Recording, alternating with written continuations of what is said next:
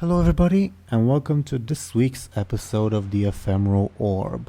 Dear viewers, the usual reminder before we start with the actual episode itself. This episode is posted on Sir Thompshire's channel.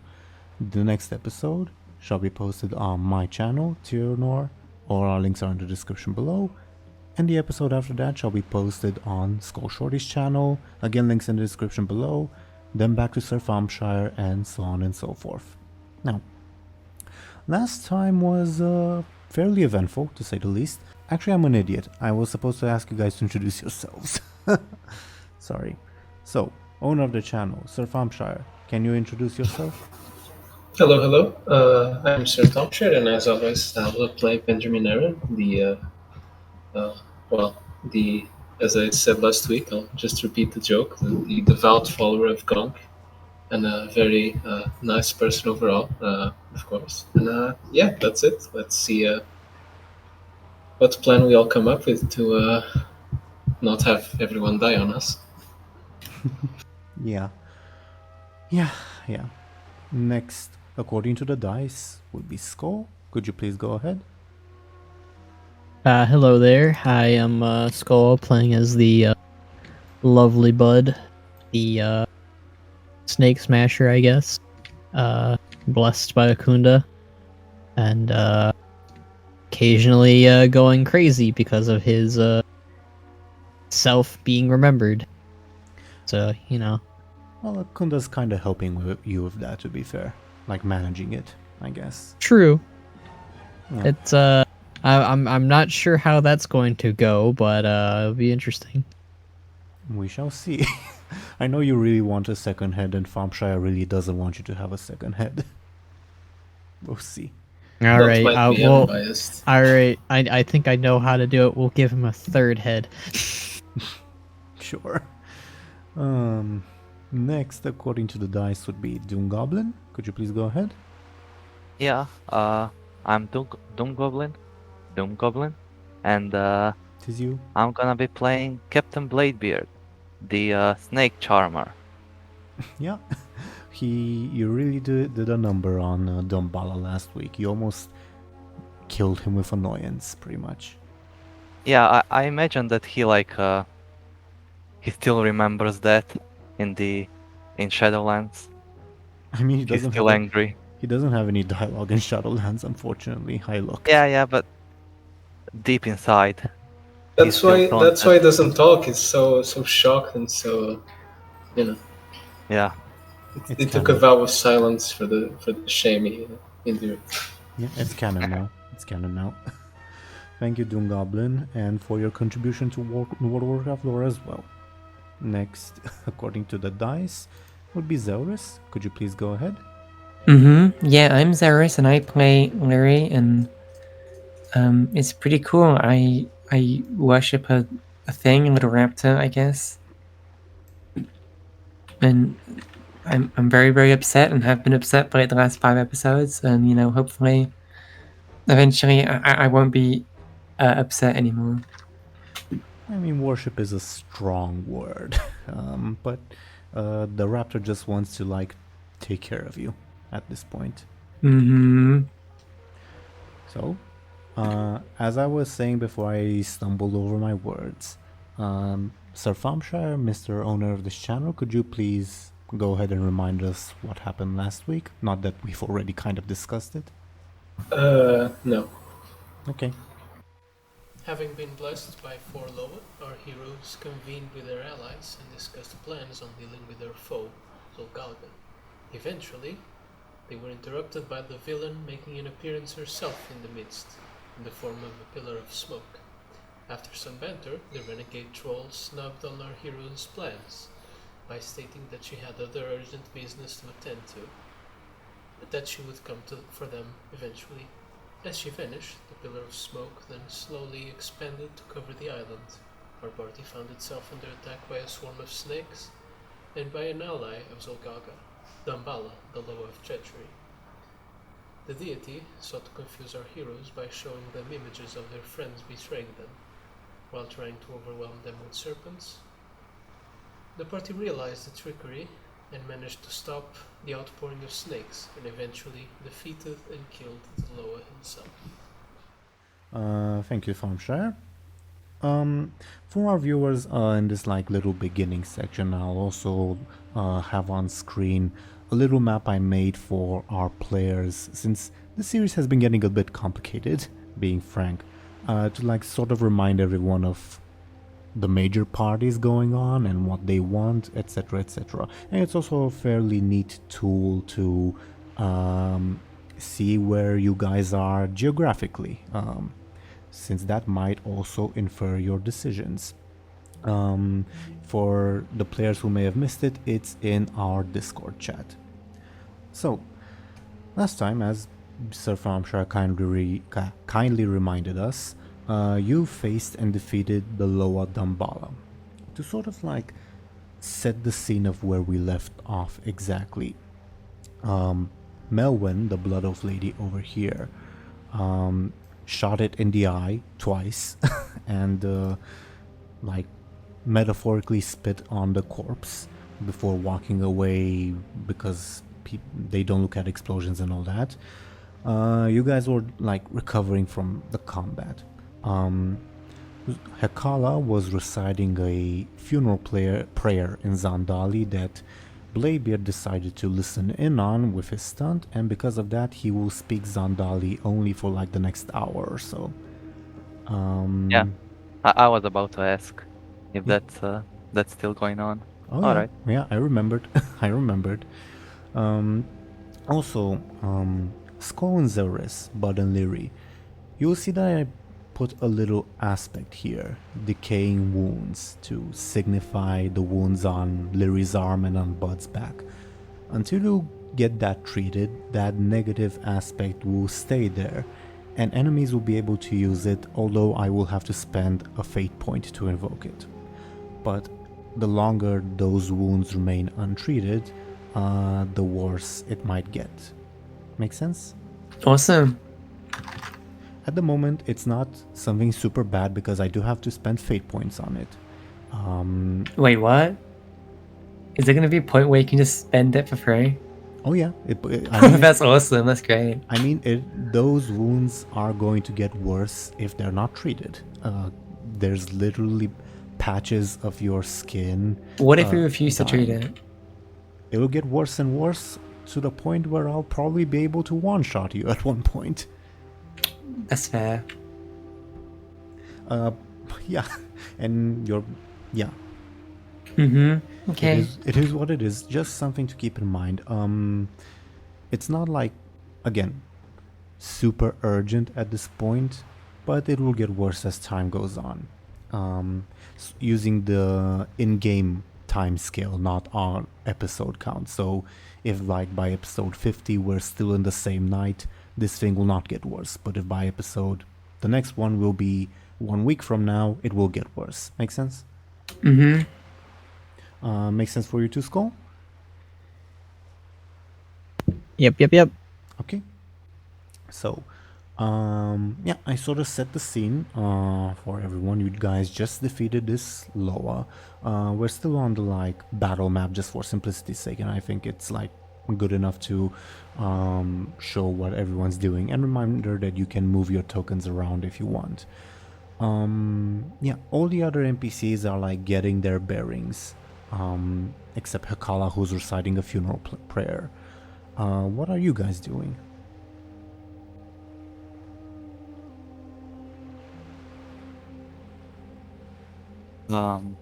Bladebeard is going to say, "Bingo zingo, kakazoo."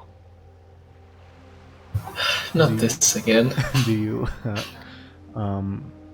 DoomGoblin above board, if you want to like say something, feel free to like say it in English, but in game for the next hour or so it'll be in Zandali.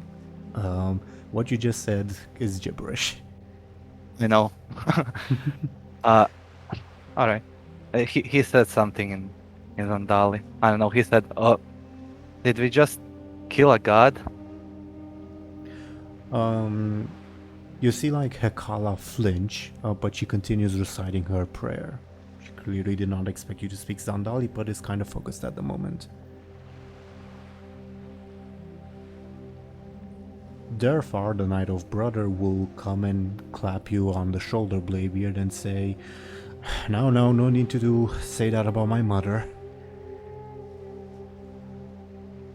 Oh, that, what wasn't expecting Bladebeard to do that.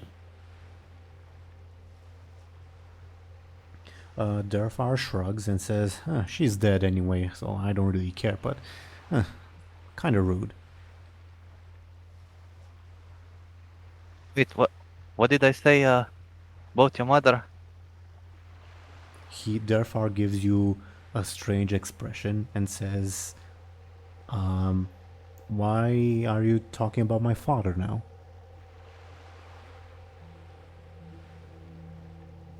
Bladebeard just looks confused. Sure. Oh, To everyone else, Bladebeard has been babbling in gibberish because none of you know Zandali or really how it sounds like. yeah. I'm tired of listening to Bladebeard being stupid, and I walk over to Buhd. Buhd is, according to his position on the map, sort of like resting against the small rock on the island. Then I guess I'll sit down to rest a bit. Melwyn walks to the shore. I will follow her to the shore. The Blood Oath Lady? Yeah, Melwyn. Okay, feel free to. Just briefly before that, you will also see Tayu like sit next to Skoll, not Skoll, next to Buhd, sort of reverently. But yeah, Lyri, as you approach Melwyn, she does not notice you. Again, because of your blessing from Johnny, you are very unnoticeable. She startles and turns around, says, "Oh, Lady Lyri, what is it? Oh, are you well?" Mm-hmm.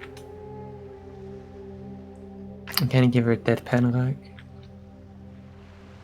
She looks at you and says, "Is something wrong? Were you wounded even more by the serpent?" A little bit, I guess, but you know. She looks Yeah, at you I kind of confused. shrug. She looks at your arms and says, I'm not exactly experienced with field medicine, but do you want me to take a look at that?" I kind of look out to the sea and then I sigh. Sure.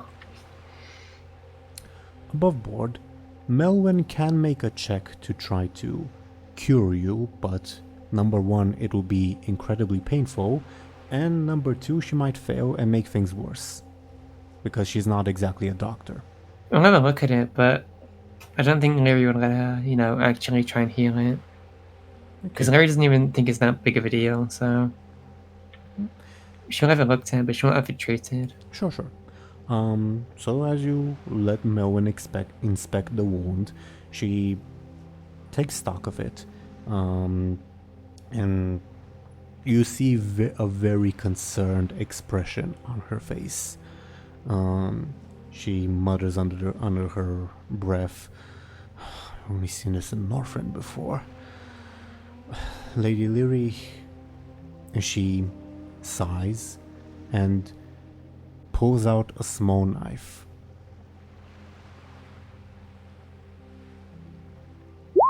Oh, never mind. We'll see Lyri's reaction later. Buhd and Benjamin, what are you guys doing? I guess I kind of get a bit closer to Buhd and just say, good job out there, smacking that thing. "Yes, the shaman was brilliant," says Tayu. Buhd very strong. Very good at smashing things.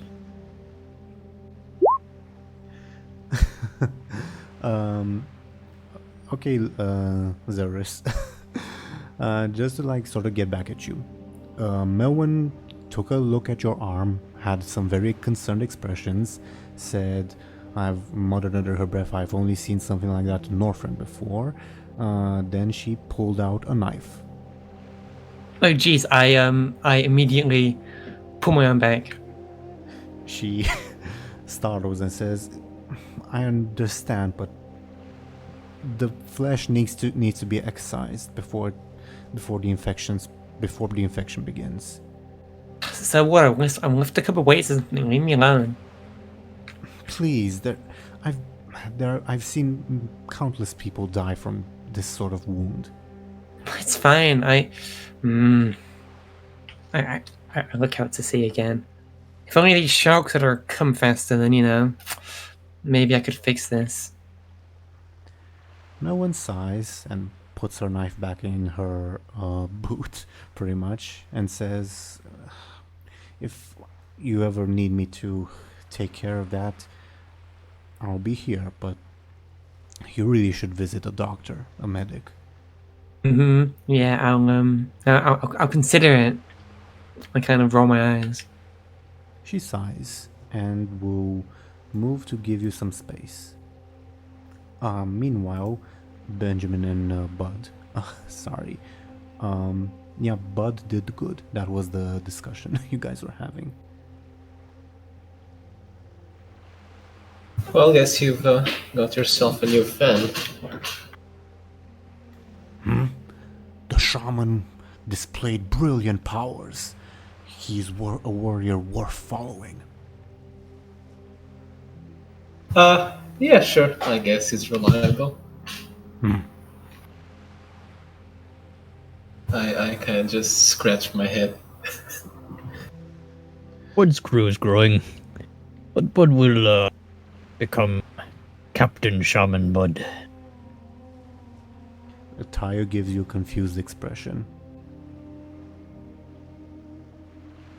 but then shakes her head and will say, Lord Roswell was also fond of garnering titles. A great man. He's worth emulating. If it's, well, not poking some sort of open wound, why did you follow him in the first place? She looks at you with like a confused expression, sort of like your question doesn't necessarily make sense.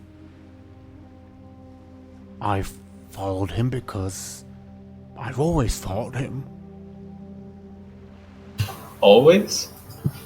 From the moment I was born. Oh, so you didn't grow up around other orcs? Lord Roswell did his best to teach me about the culture of my people. That's why I know that he is a shaman. She says pointing at Buhd. Then she returns to look at Benjamin and says, I look forward to learning more over time. I see. What about you? Why did you betray Lord Roswell? Well, he's a bit of a shady character, let's say. At first I was just, Yes, his tower was always dark and with poor lighting. I guess so, but as I was saying, he asked me to, as you probably know, to get him an orb that was being sold in Booty Bay, but She nods. seeing its power, I'm not sure he'd be the right person to hold it. Well, what better person would there be to hold it? Well, honestly, I'd rather no one hold it. I understand. Lord Roswell told me that, my homeworld, my people's homeworld was also destroyed because of artifacts. But I can imagine no finer person to wield a magical artifact than Lord Roswell. Well, as he probably told you, the initial downfall of your people was due to the Fel. and that artifacts seem to be related to it as well, so it's not good business to begin with. She shrugs and says, I've been to Stormwind plenty of times, and there were always random warlocks around dancing on mailboxes. She shudders. Well, guess I am around that royal policy that allows them to do that. She shakes her head and says, Stormwind tolerates warlocks, even welcomes them. I've heard that King Varian himself fought alongside warlocks not too long ago. As you know. She shrugs once again and says, I understand your reasoning, Benjamin Aaran, but I believe you do not know Lord Roswell as much as I did. He's truly the only worthy person I can think of that could wield that. Perhaps aside from you, Shaman. Well, I guess I will admit you know him better than I do, but in a way, since you grew up with him, you were also a bit biased to him. What's Bladebeard been doing? He I can't remember. Did I return Benjamin's orb? Nope. Oh, I still have it. All right. Well, I'll return it, but before that, let's have some fun with that. Okay. Since I use my stunt on the orb, I like know the rules and everything, right? How it works. Yes. So can I make myself larger? Like, how big can I get? I mean, you can make yourself even like the size of a dragon if you want, but like the bigger the difference, the shorter the duration.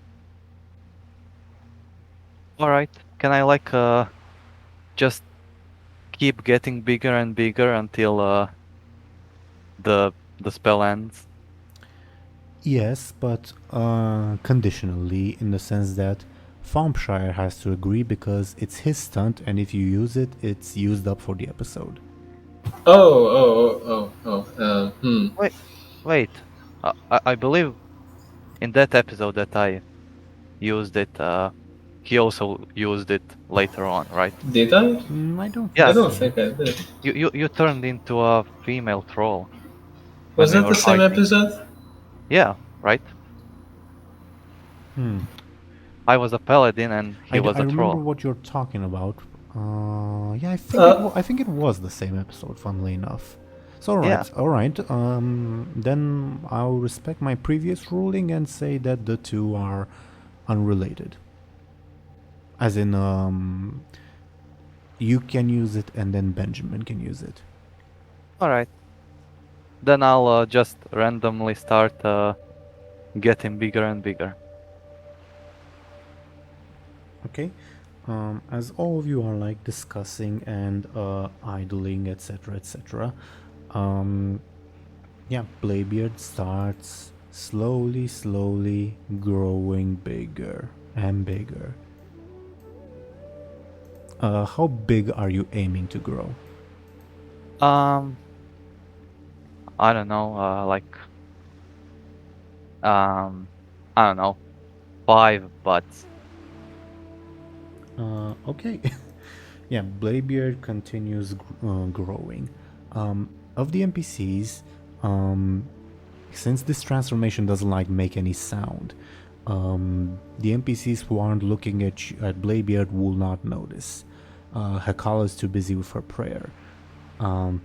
Durfar and Durena pull out their weapons and both of them say, "Foul demonic magic! Get ready, everyone!" And they prepare. Do we hear that? Oh yeah, they yell it out loud. I'm never gonna let Bladebeard use that again.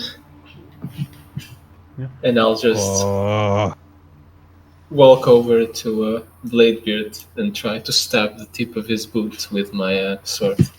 Well, roll me a quick because Derfar and Drena will also try to do that. Let's see who reaches Bladebeard first. This was Derfar. Oh, And Jesus. that was Durena. Okay. Durena stabs you with her spear, Bladebeard. How do you defend yourself? I jump out of the way. Even though I'm a giant, I make a huge jump. Is that quick? I don't know if that's quick or forceful. I don't know. I'm trying for it to be quick. Sure, I'll allow it Oh. this. I'll allow it this time. Sure. Give me a quick, and your bonus from Growl would apply. So you have to take 1 point of damage. Yeah, I'll take level 1 stress. Okay. Yeah. As all this is happening. Wait, Oh. does that cancel the spell? No. No, casting another spell would. Yeah, or being otherwise affected by magic. Yeah. Like magic interfering with the spell would. Yeah. So you get a gash in the leg, Bladebeard, as you dodge. So Durena will not hit your like chest, but will like gash your leg. Benjamin, you see this. Do you continue like running to Bladebeard? Yeah, but I don't stab him. Okay. Derfar will reach Bladebeard at the same time as you and will attempt to hit him with his axe. Does anyone do anything? I'll just say, Bladebeard, can you stop playing around with magical items? Derfar swings. How does Bladebeard defend himself? He once again he rolls back. Give me your quick. Who are you killing while you roll? He's gonna crush that poor troll. And it's it's tie. Yeah, so Derfar will gain an advantage. Vanquish the demons. Okay. Bladebeard, do you want to do anything? Do you want to continue growing? What are you doing? He'll just continue growing, and I guess he'll start laughing. Okay. Like in, does it change the voice, or do you just sound like yourself? That is entirely up to you. Oh, then he starts laughing in a like really deep, giant voice. Muhohoho. Okay. Do you want to like do anything, like attack the night elves or something? Let's say he'll pick up one of them. Give me your forceful. Which one of you are you trying to pick up? Let's go with the female one, Durena. Okay. Right? Yeah. Forceful. Durena will try to dodge out of your way. 0. She does with absolute fucking grace. Dodge the demons. Okay. Since I guess we're kind of going into initiative, more or less. Benjamin, what are you doing? Oh, also, Zelris, Lyri, and Buhd, if you guys want to do something. I'm frowning. I want to leave this island, and then this is happening. I'm frowning. By having used the orb before, would I know of any way to kind of magically interfere with the transformation? Pretty much any magic interferes with the transformation. So if I throw like a fireball, it'll turn back? He might. The bigger, the greater the chance. Can I wait? No, I go after. I go after Benjamin. Okay. Yes. So the bigger the spell, Thompshire, the greater the chance to affect the transformation. But also it doesn't necessarily have to be like an attacking spell. Even like a nearby spell can like disturb it, if that makes sense. Okay. Mm-hmm. But of course, the like stronger and closer the spell, so probably yeah, an attacking spell, or a spell cast by Bladebeard himself, which is obviously not happening, the greater the chance of disruption. Okay. Is Lyri like next to me? Apparently. The More or Aaran's less. pretty small and pretty close, so yeah, sure. Can you do your thing where you suck the men out of people? On him? He's just playing around with that orb. He's gonna create some trouble, and honestly, we should be talking about what comes next. I want to leave this island more than you all do, but Oh, I'm not going to waste my precious energy on getting him into line. well, if it's like that, I don't think we're going anywhere. Can I glare at Bladebeard? Well, the turn order would be Benjamin, Durena, Lyri, Buhd. Okay. So, do you help? No!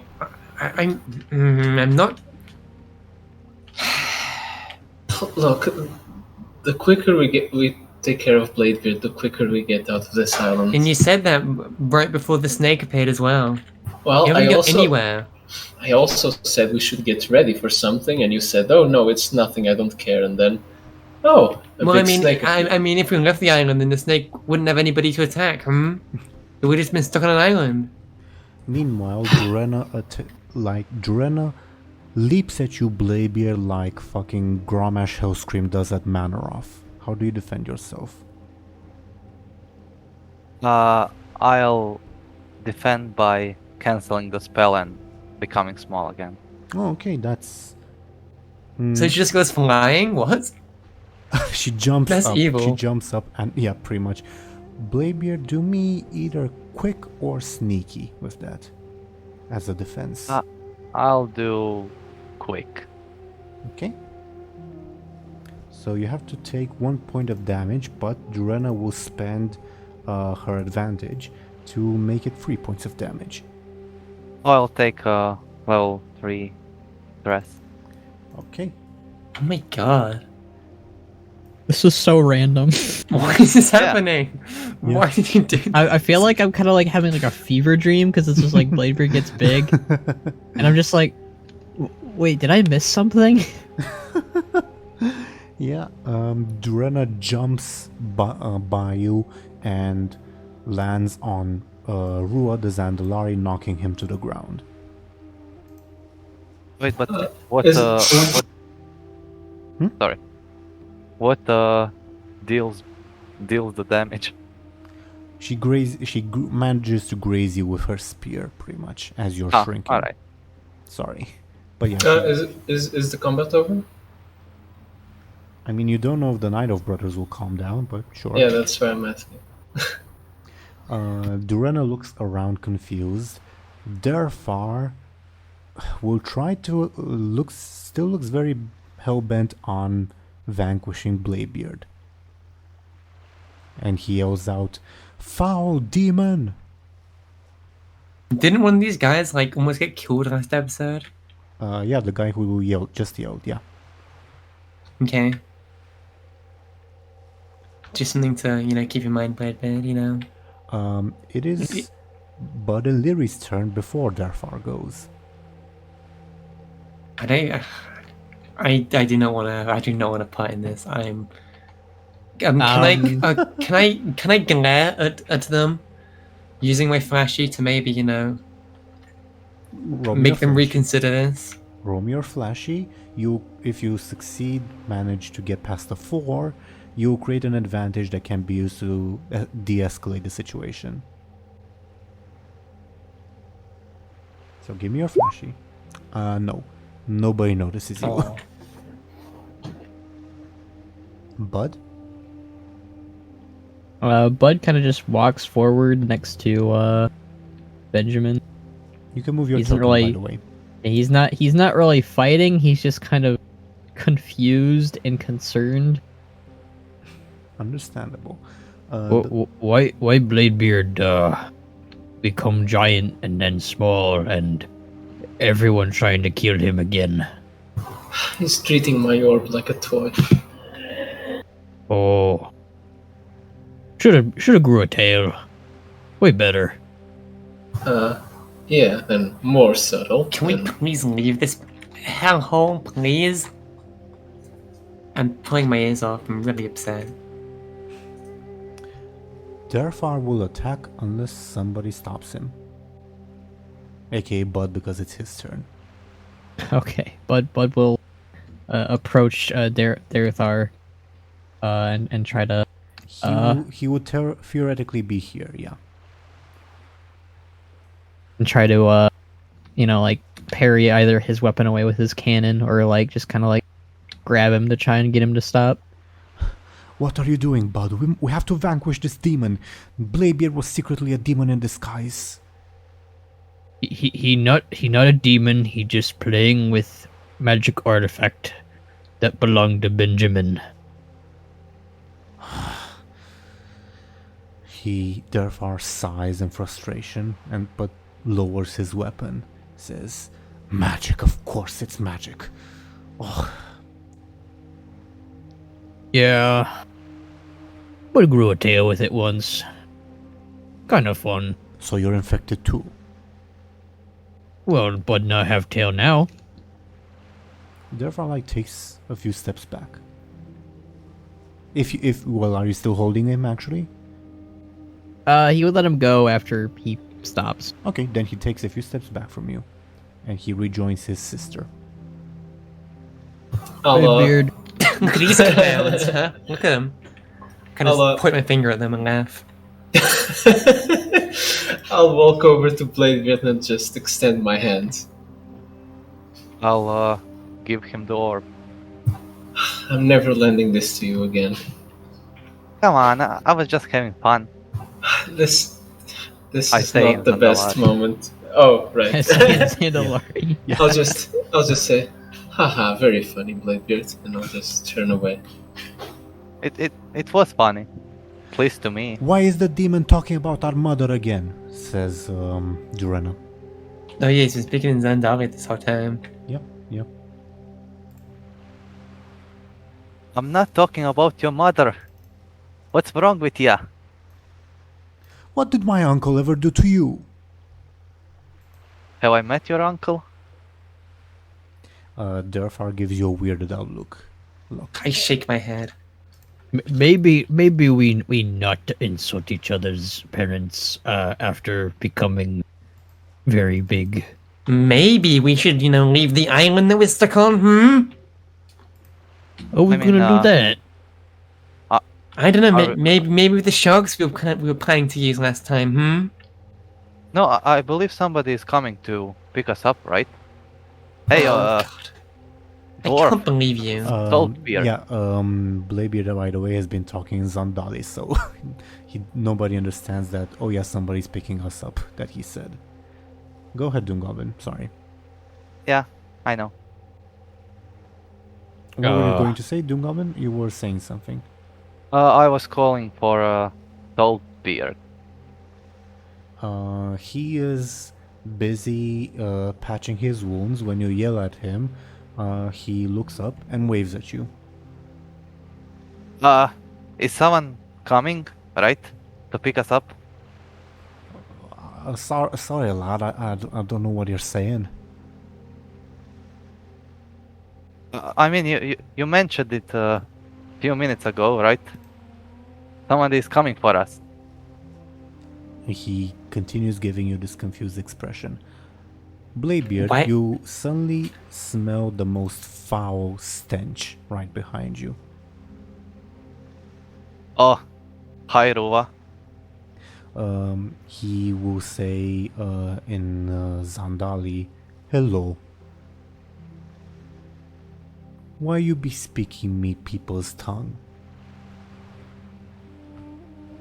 In Zandali. I'm not. Why are you all talking about our mother this way? I killed her, alright, and I don't regret it, says Durena. If you killed her, why are you so mad that they talking about her? Can you all please stop talking gibberish and nothingness? Come on. Ruo, Yeah, sure. Let's talk about nothing for another an hour and a half. I don't know. Ruo will look at you, Lyri, and say, now, friend, he says in common. This little dwarf be speaking with the voice of the gods. He's speaking with something, alright? Ruo nods enthusiastically, not realizing that you're being sarcastic. I roll my eyes and kind of stomp my foot impatiently. Tell us more, Mr. Bladebeard, says Ruo. More about what? What the gods want. He says in common. But Bladebeard speaks in Zandali. I would like some rum. It's been a while since I had a drink. Ruo nods and says, yeah, me too. But does nothing. In the meantime, since I'm getting annoyed with Bladebeard, I'll just nudge Buhd and say, we should go check up with her color before we plan on leaving. She's still praying. She hasn't stopped praying during this whole time. As like Dambala's corpse slowly turns into smoke and vanishes. Then This I is a guess disaster. She does seem to like you a lot, so, you know, maybe you turn up the Benjamin charm. By the way, Skoll, you're like right next to her collar because this map, like your tokens are too scale. I mean, it was supposed to be a whisper, but yeah. Then I make sure to whisper to Buhd and say, she kind of scares me sometimes. Oh, it okay. All ladies scare Buhd a little bit. Especially her sister. She very scary. Yeah, I guess I can agree with that. But thinks that she wants Bud's baby. What? Hekala Ganga. like stops mid-prayer and like gives you the weirdest look. But then continues. She very fascinated by Buhd. Okay. I think we should end this conversation here, but Okay, that sounds like a good idea.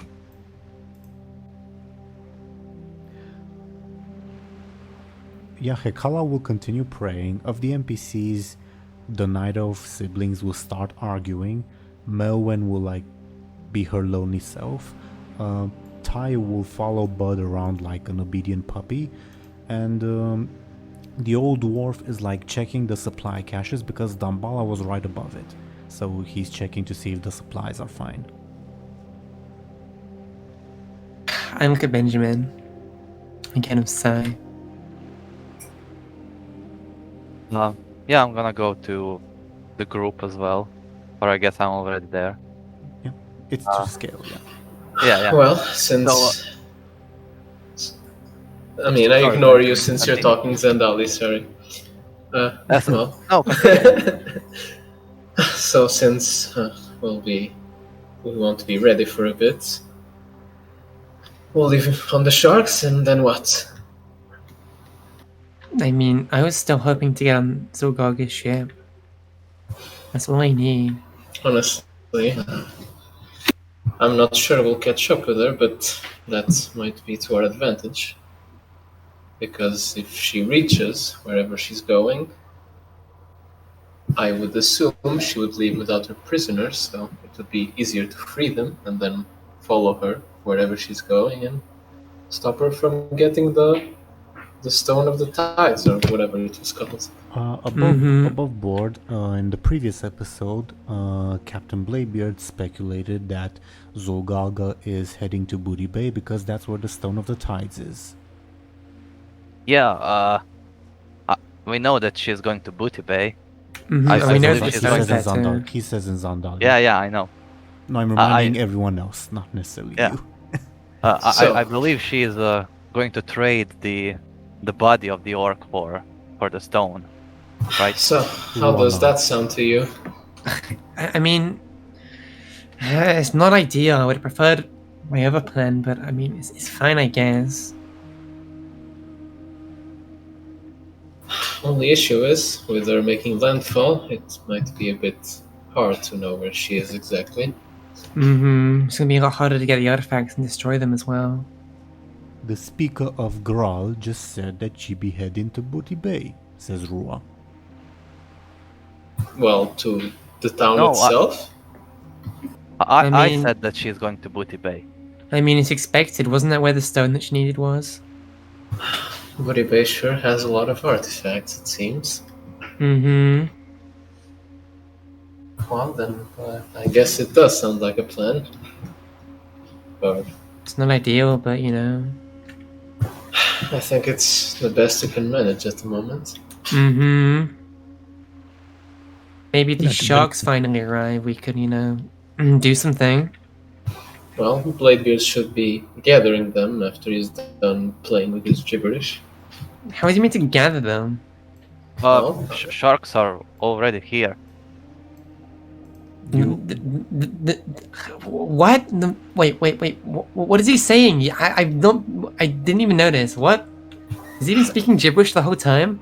What thinks he Yes. said something about toothpaste and seaweed? Am I? The Am I- old dwarf walks up to all of you and starts like handing you rations. Well, salted meat, pretty much. Oh, good food. Thanks. I look at it and I sigh. Bud immediately eats it because he's starving. He continues handing them out. He pats Bladebeard on the back as he walks by, and then continues handing out rations. I throw my hand up in the air. I get into position and I throw my ration into the water as far as I can. You throw your what now? The ration. I did not understand that word. I'm sorry. The ration I've been given. I throw it into the water. Can you please type that in chat because I'm hearing that you're throwing a Russian person. No, he said The ration! The ration I've been given. I'm throwing it in the water. Not a waste of good food. Oh, You know? ration. Oh, I'm so Yes! sorry. I'm so sorry. Okay. You know, my. I can't believe- I I can't believe Lyri just went into the real world, grabbed a Russian randomly, and threw them into the water. Yeah. Damn. This campaign took a turn to the worst. I'm frankly insulted that you think I'd do such a game-breaking maneuver. I'm sorry, Well- Zelris, about that. I'm sorry. Yeah, you throw your ration into the water. You know, Awesome. my father used to say that wars aren't fought on an empty stomach, so I'd say you should consider that action. Yeah, but you know. Yeah. Benjamin, can you give me a careful check? Your stunt would apply, I think. You notice the wound on Lyri's arm. So, how'd you get that? And I kind of point at it. Oh, that? I don't know. Can you give me another careful check, Benjamin? I think that's... Surely good. his stunt would apply as well. No, it's unrelated to his stunt. It's to Okay. identify if he knows the source of the wound. Benjamin, as you look at the wound, you get a sudden flashback to a very unfortunate event in Northrend. Those wounds are very similar, if not identical, to wounds caused by Forsaken Blight.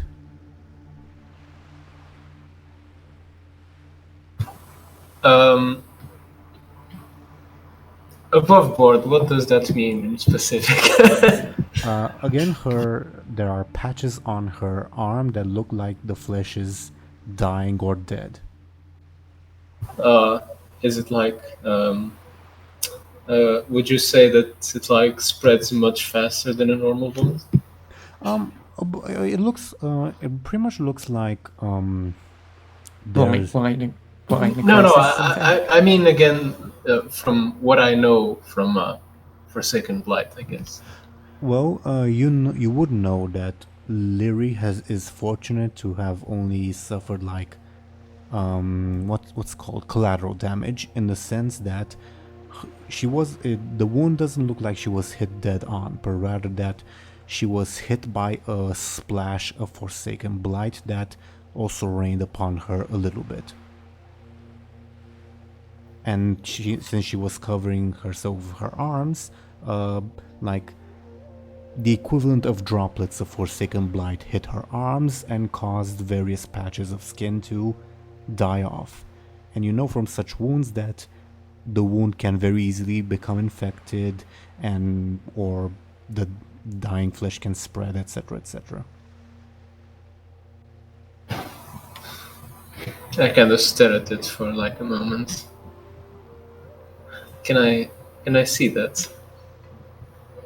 What? Your arm. I reluctantly give my arm to Benjamin this time because after having with Melvin, I'm a bit nervous about it. I kind of inspect it a bit closer and say, well, this does bring some bad memories. What is it? It's just some burn marks, right? Well, not the usual kind. That's definitely something similar to the blight, you know. I don't know now. Let's say that you should definitely get that treated, and if there's not really anyone that can treat it around, you should consider having it done by, well, not a professional. Whatever you say. Well, and since you're a mage, I guess you could use some of that fire magic that could help. What? Sort of above board, the battlefield cure would be to excise the dead or dying flesh, like cut it out with like a knife or something. The long-term cure would be to find a priest or something. Doesn't Buhd have this red strings all over his back? Yeah, but I think only Bladebeard knows that, if I'm not mistaken. Okay, at least I'm not in as bad shape as he is. Okay. Well, you have a nice knife on you, so I'd give it some thought. Well, I mean, soon enough I'll have an even nicer knife on me. I kind of kick a little bit. What we talking about? Not a knife you want to have on you. I know, but surely I could just like chop off the arm and then grow a new one back, right? It worked with Mr. Bladebeard. Well, I don't think it went that far.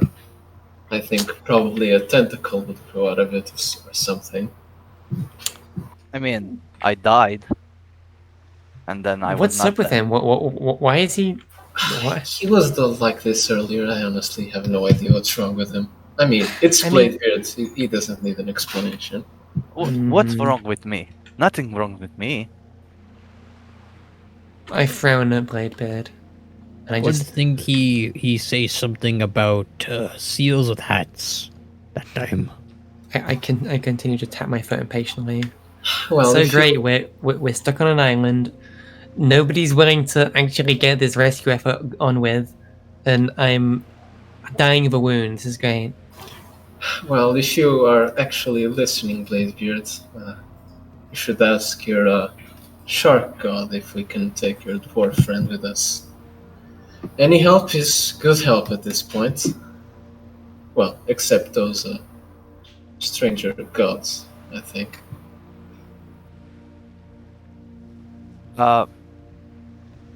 Can you repeat what you said?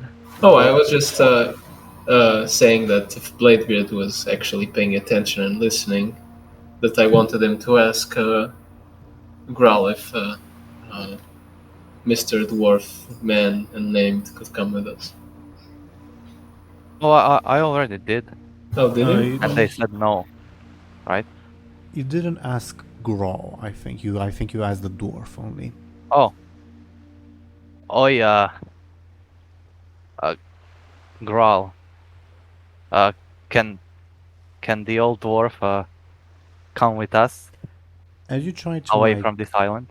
as you try to like commune with Grawl, you feel his reply coming like sort of muffled, like he's speaking to you from a distance, and through some like obscuring substance, well, metaphorically, obviously. And he says, "Dwarf, there is something within you that is making it difficult for me to communicate.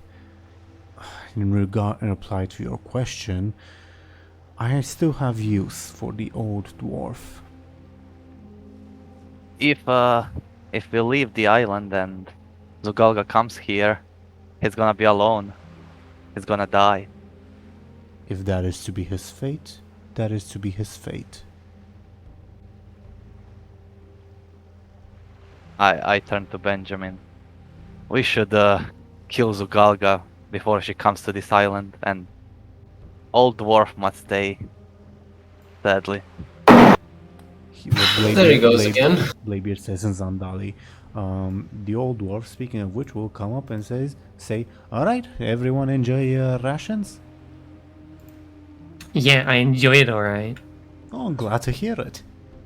One liked it. Very salty. No, trust me, I made it even more salty. So, what's your plan right now? I think we should leave as soon as As possible, ready. catch up with the boat.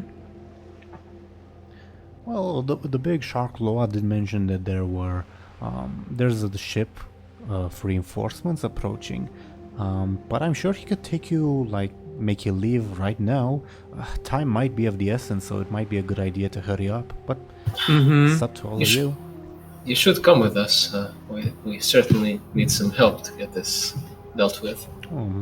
My duty is here on this rock, and this is where my duty will keep me till the big shark Loa deems that I'm worthy to be released.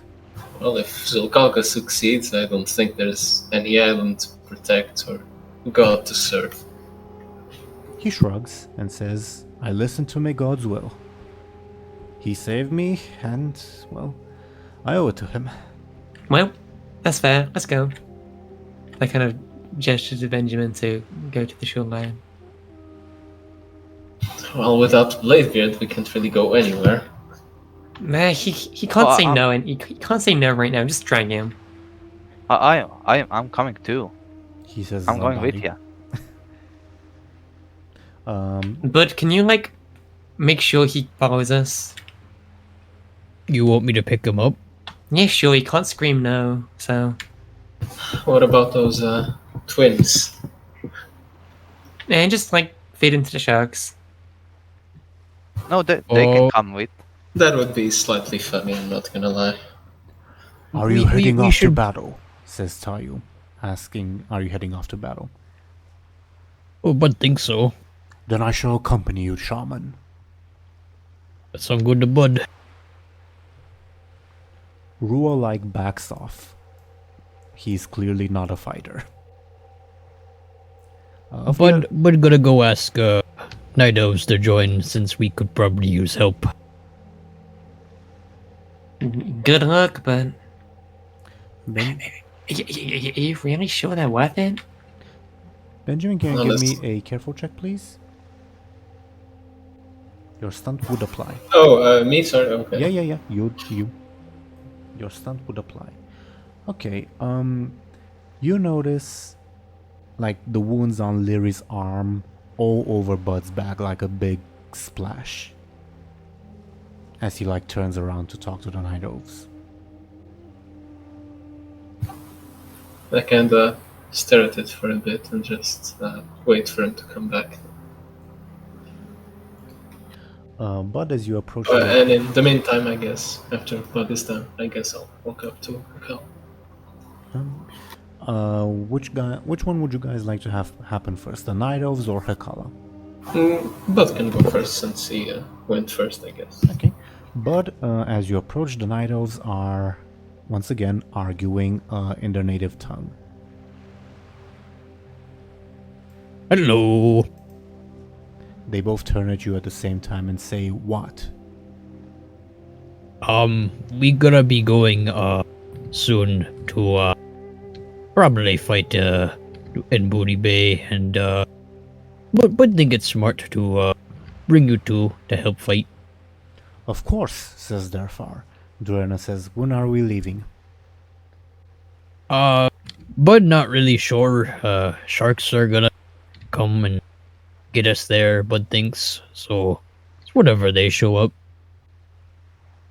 Derfar and Duerna both nod, and Derfar will say, "But after all of this is over, you're always free to be the first mate in my crew, not like my sister here." And Duerna will say, "No, I am Captain Derfar, and Buhd, you are welcome to be my first mate, unlike my brother here." Oh, but consider that. Although, but also kind of want to be a captain. "No, I'm captain," both of them say at the same time. Can't there be 4 captains on island? "No," both of them say. Oh, okay. Well, Bud will be first mate shaman then.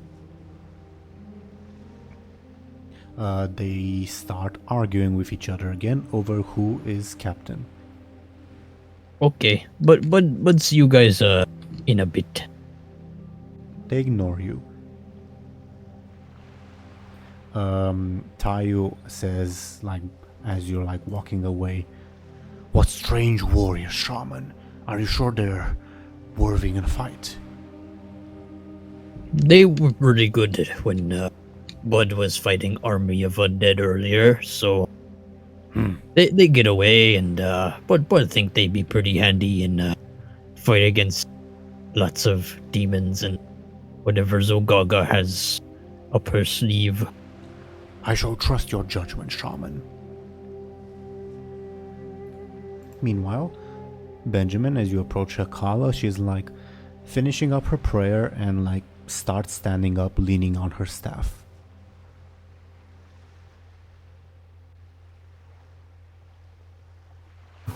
I approach slowly and say, Are you done?" "Beloved, well, the proper funeral rites, I cannot do them without proper reagents, but yeah, I be done. For now." Sorry, go ahead. She will just shake her head and say, "Gonna have a proper funeral in Zul'Gurub when we get back." Well, speaking of getting back, we're leaving soon. She nods and says, "That would be wise." "Are you headed to Miss Sister, or?" Well, since we know she's after a specific artifact, and we know where it is somewhat, it might honestly be the best course of action. I'm not looking forward to fighting her with one more artifact under her wing. She nods and says, even if she be fighting who I think she be fighting in Booty Bay, if the two of them fight, it won't be that one side will emerge weaker after the combat, but the winner will definitely become more powerful with the artifacts they will take from the other. Then guess we're in for a 3-way battle. She nods and says, "I can be joining you, though I don't really be worth much in a fight.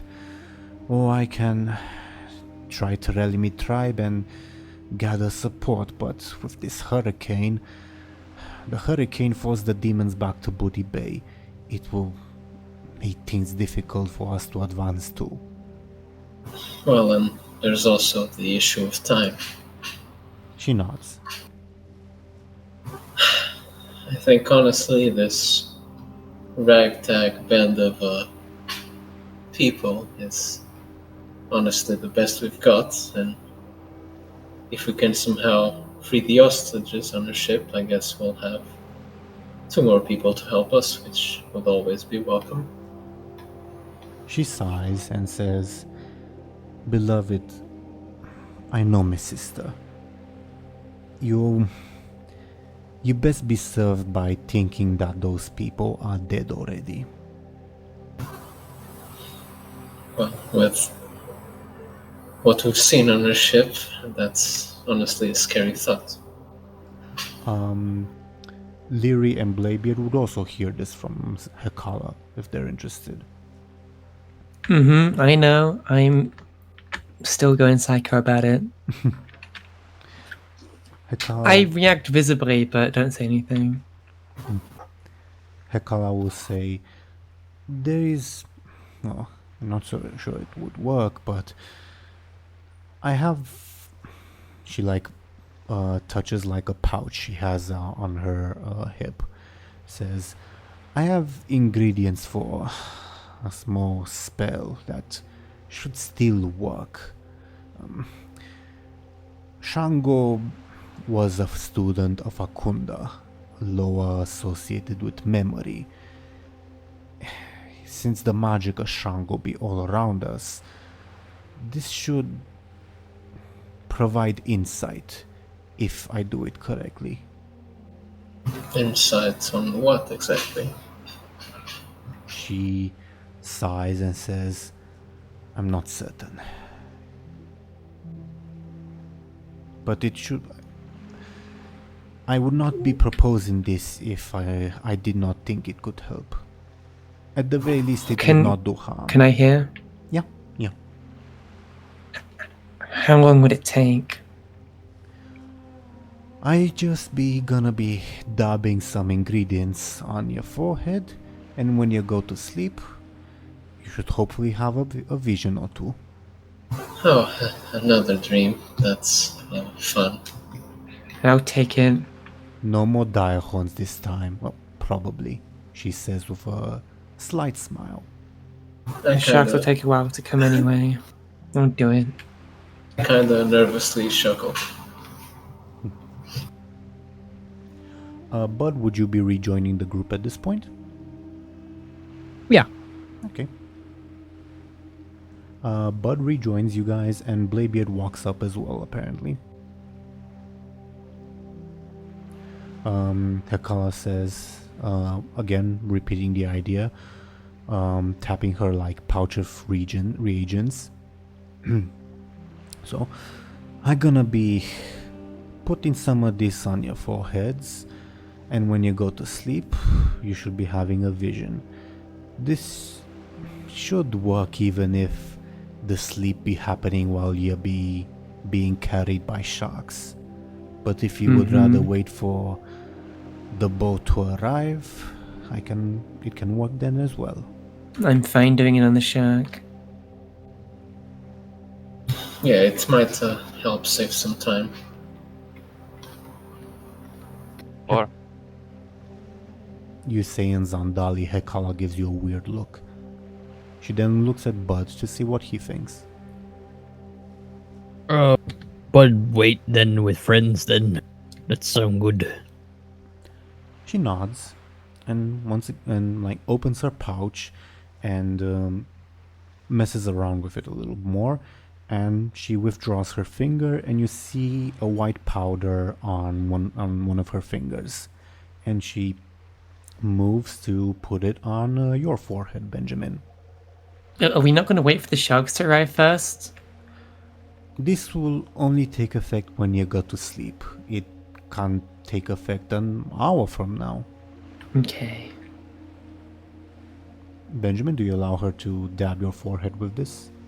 Yep. Okay, she does. Then she looks at Lyri to do the same thing. Mm-hmm. I let her do it, but I clearly look kind of agitated. She gives you like an understanding look, but says nothing. Then she turns to Bladebeard. Do you allow it? I don't think it works that way. I think you need to snort it. She- The white she powder. gives you a confused look. How would that help? I don't know. Draw it on my forehead. Why not? Above board, I do understand the joke, but Hekala wouldn't. Yeah, I know. Yeah, she moves your hat a little bit so she can put it on your forehead. And then she turns to Buhd. Do you allow it? Yeah. Okay. Yeah. She will then withdraw and will say, when you go to sleep, whether that be on this island or on a boat or in the maw of a shark, you should have a vision, theoretically. Oh, that is a scary word. Well, at the very least, I can promise that nothing bad will happen. Well, that is. Huh? Oh, wait, I forgot the word. Reassuring? Relieving. Yeah. Will this show reassuring, something yeah, that really happened? What did you ask? Will this show us something that really happened? She nods and says, Akunda be the law of memory, not of theatrics. So how can you prove... never mind. I shake my head. She gives you a quizzical look, but says nothing. And then says, so, are we asking old Graal to take us there starting tonight? Or... Starting as soon as possible, please. She nods. I not as well. That probably be best. So, is it just the 5 of us? Tayo walks up. 6 of us. Hekala is a little bit startled, but nods. Are you attacking your elf friend? I'm gonna yell out for the night elves. I'm gonna yell out their names. Okay, they both turn in your direction and both yell out, "What?" at the same time. Get over here. And I also motion with my hand. What's that about my mother?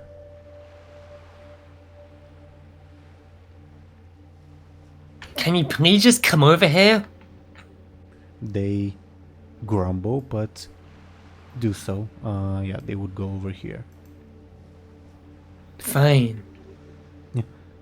They look around, like expecting something to happen. We're leaving. Oh, already? Yes. Okay. Hekala says, so, is this everyone then? Just the 8 of us? Are we not taking the Blood Elf Warrior or the Troll? Oh. I kind of call her name in Valassian. Well, it's the same in common, but yeah, she looks at you. Please come over here, please. She does.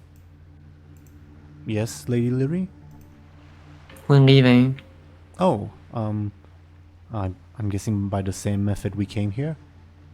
Mm-hmm. Oh, lovely. I'm ready.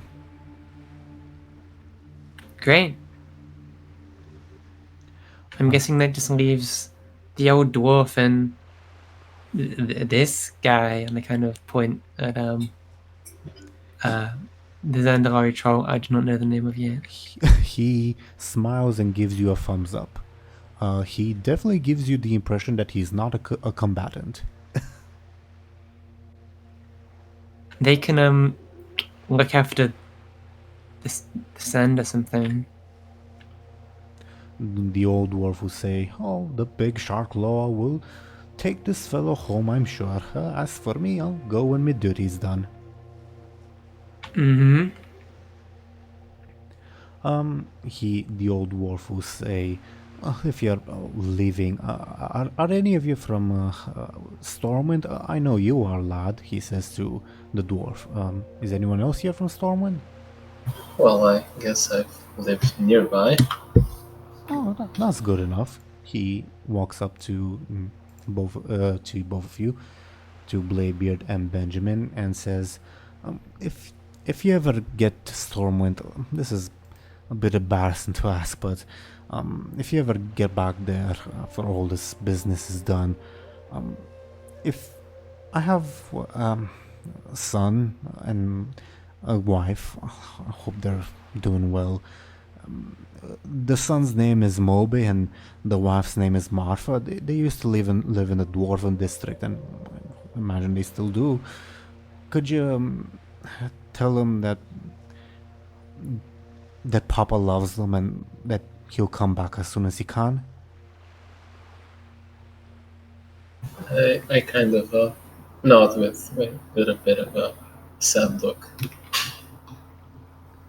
He smiles. Bladebeard will also kind of nod.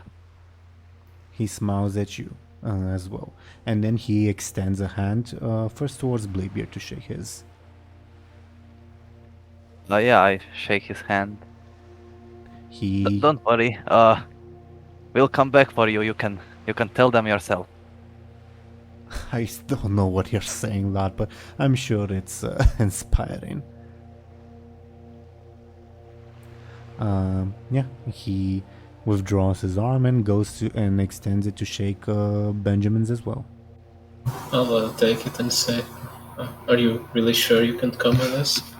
Well, the big shark law has plans for me to stay here, and I've been helping shipwrecked people for the past 5, 6, 7 decades. Can go for a few more if need be. Once Zilgog is dealt with, I think we should at least, make sure you're still alive. He laughs and says, well, I've made it for 5 or 6 decades. I think I can make it for a day or two.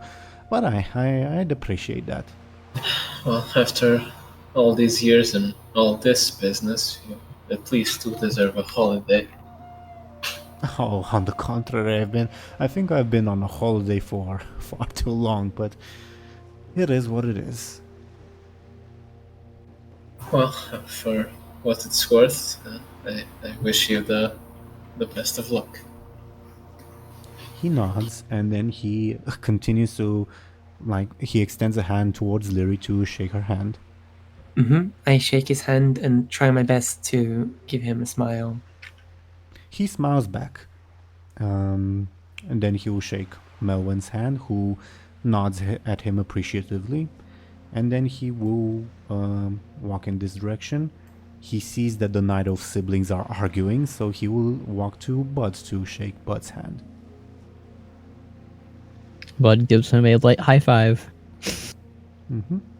He jumps in surprise and says, "Oh, that never seen that one before. Oh, good one." And then he walks to shake Tayo's hand, who does so, and he walks to shake Hekala's hand. Hekala looks at the hand confused, but imitates the gesture that everyone else is doing. And afterwards, the dwarf says, "All right, well, safe journey, and well, I wish I could say I hope to see you again, but I hope you won't end up in a situation where you have to see me again." Be good. Don't get big. That's good advice. The old dwarf nods. Above board, you guys have the option of traveling along with your selected group of NPCs towards Booty Bay. Right now, taking the sharks. Of course, you also have the option of waiting until tomorrow for the ship to arrive, but that might be too late. Do you do so? I thought will that go on the our ships. plan was to take sharks to bring us to the ship. Up to you guys. Right.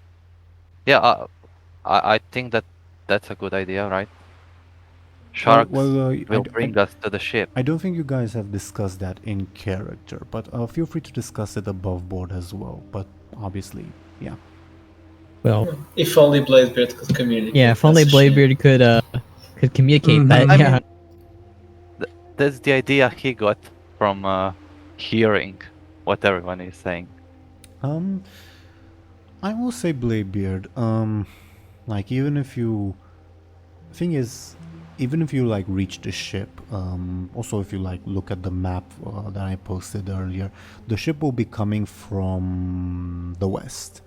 So even if you like reach the ship, you would reach Buhd Bay at the same time as if you waited for the ship here instead. Make sense? Yeah. I still think it's better to go to the ship first.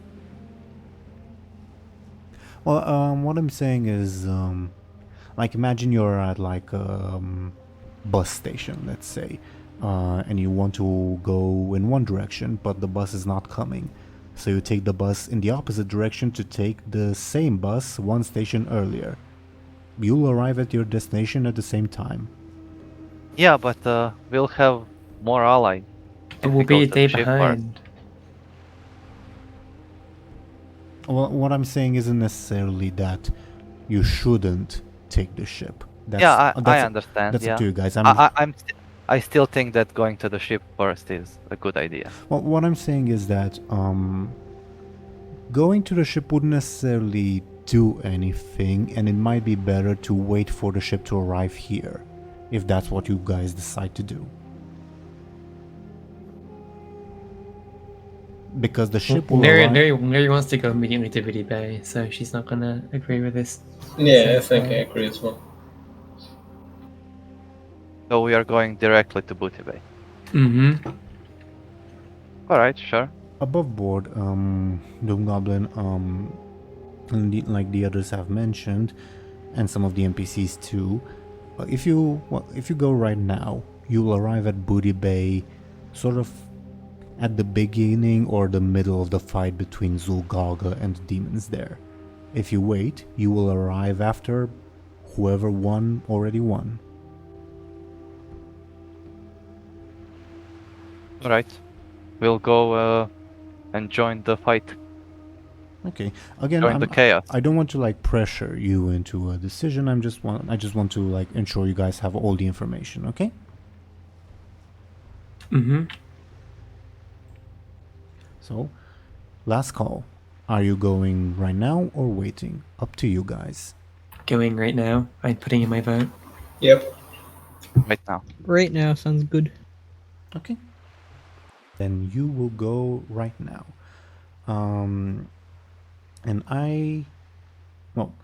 Sharks will arrive and start taking you, and since it's a very long swim, I think it's safe to assume that you all will fall asleep at one point or another. Is that correct? Yeah, I guess so. I'm pretty stressed out, so I'll just immediately kind of black out as soon as I have somewhere to lie. Let me like clear up the screen a little bit and put some stuff on here. This is I think you guys all figured out the part I was talking about in the like beginning before we started recording. Yeah. I'm going to reuse an old map that I have to apologize, it will not look good, but I haven't had the time to redraw it in like our more modern style. So I apologize about that. But at the same time, this map is helpful in the sense of it's very clear about where everything and anything is. So at least there's that. All of your characters will fall to sleep, and they will see this in their dream. Above board, you guys will sort of act as different characters, like Skoll will be someone else instead of Buhd, but everything that happens, Buhd will remember, for instance. Make sense? But will he remember Mhm. everything or just what he witnessed as said character? What he witnessed as said character, but sorry, there's 4 of you guys and like 4 viewpoints, and you can like corroborate between each other and discuss, hey, I saw this and I saw that, etc., etc. Okay. Awesome. Which one of you would like to start first? I'll start first. Okay. Zelris, your character would be I'm going to put her on screen actually, and I'm going to like put her over your token for a little bit. Your character is this lady, and I'm going to put her token.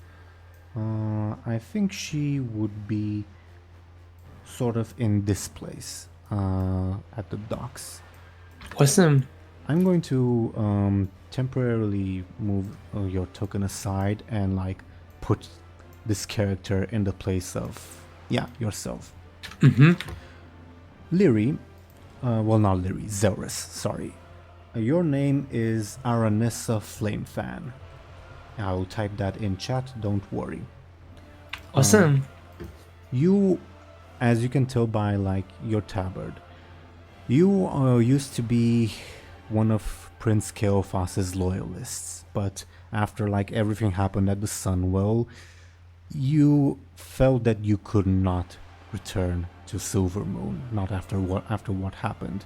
Even though Lorfamar offered a pardon to all the members of the Sun Fury, you feel like your people betrayed their rightful prince, like your people turned their backs on true power, and you sought to take refuge with the demons of the Burning Legion, and they called you a weakling. Even though you're a powerful warlock, they said, no, you're nothing. So you took you took refuge with a band of pretty much refugee fell orcs, and through various events you found yourself in this forsaken town formerly filled with goblins. Above board, all of you guys feel free to ask me at any point, what would my character know about this or that, etc., etc., and how would they interact with this or that, etc. Zelris, Aranessa, you're at this point like brooding over the docks. Night has fallen. The hurricane is not letting up. The streets are like filled with Felguard, and all of the Fel Orcs are like taking refuge inside the various buildings. What are you doing at this point? I'm just kind of, I guess, brooding still, just watching the sea. At one point, you will see, one of these walk up to you, and like he starts tugging at your robe. Ugh, what is it? The master called for you. Yes. Above board, you will know the master is probably around here. I was just about to ask. Do I even know who he is, or do I just know him as the master? Yeah, he is. Above board, he is the guy that Buhd faced in episode 4.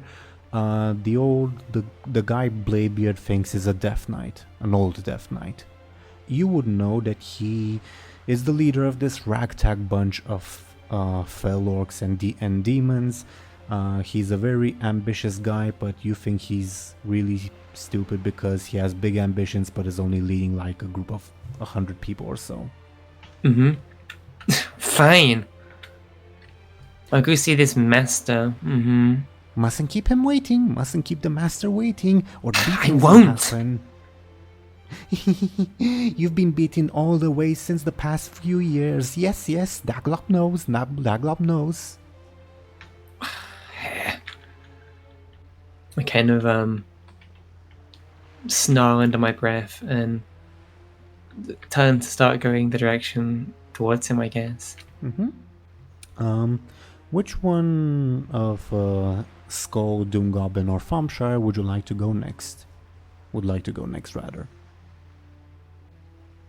I can go next. Sure. Okay. Let me find the specific character and put them on screen. There it is. DoomGoblin. You are Krara the Butcher, aka the lady who single-handedly blew up a ship all by herself. I was actually hoping I would get her. What a coincidence. Wait, she's married? Amazing. The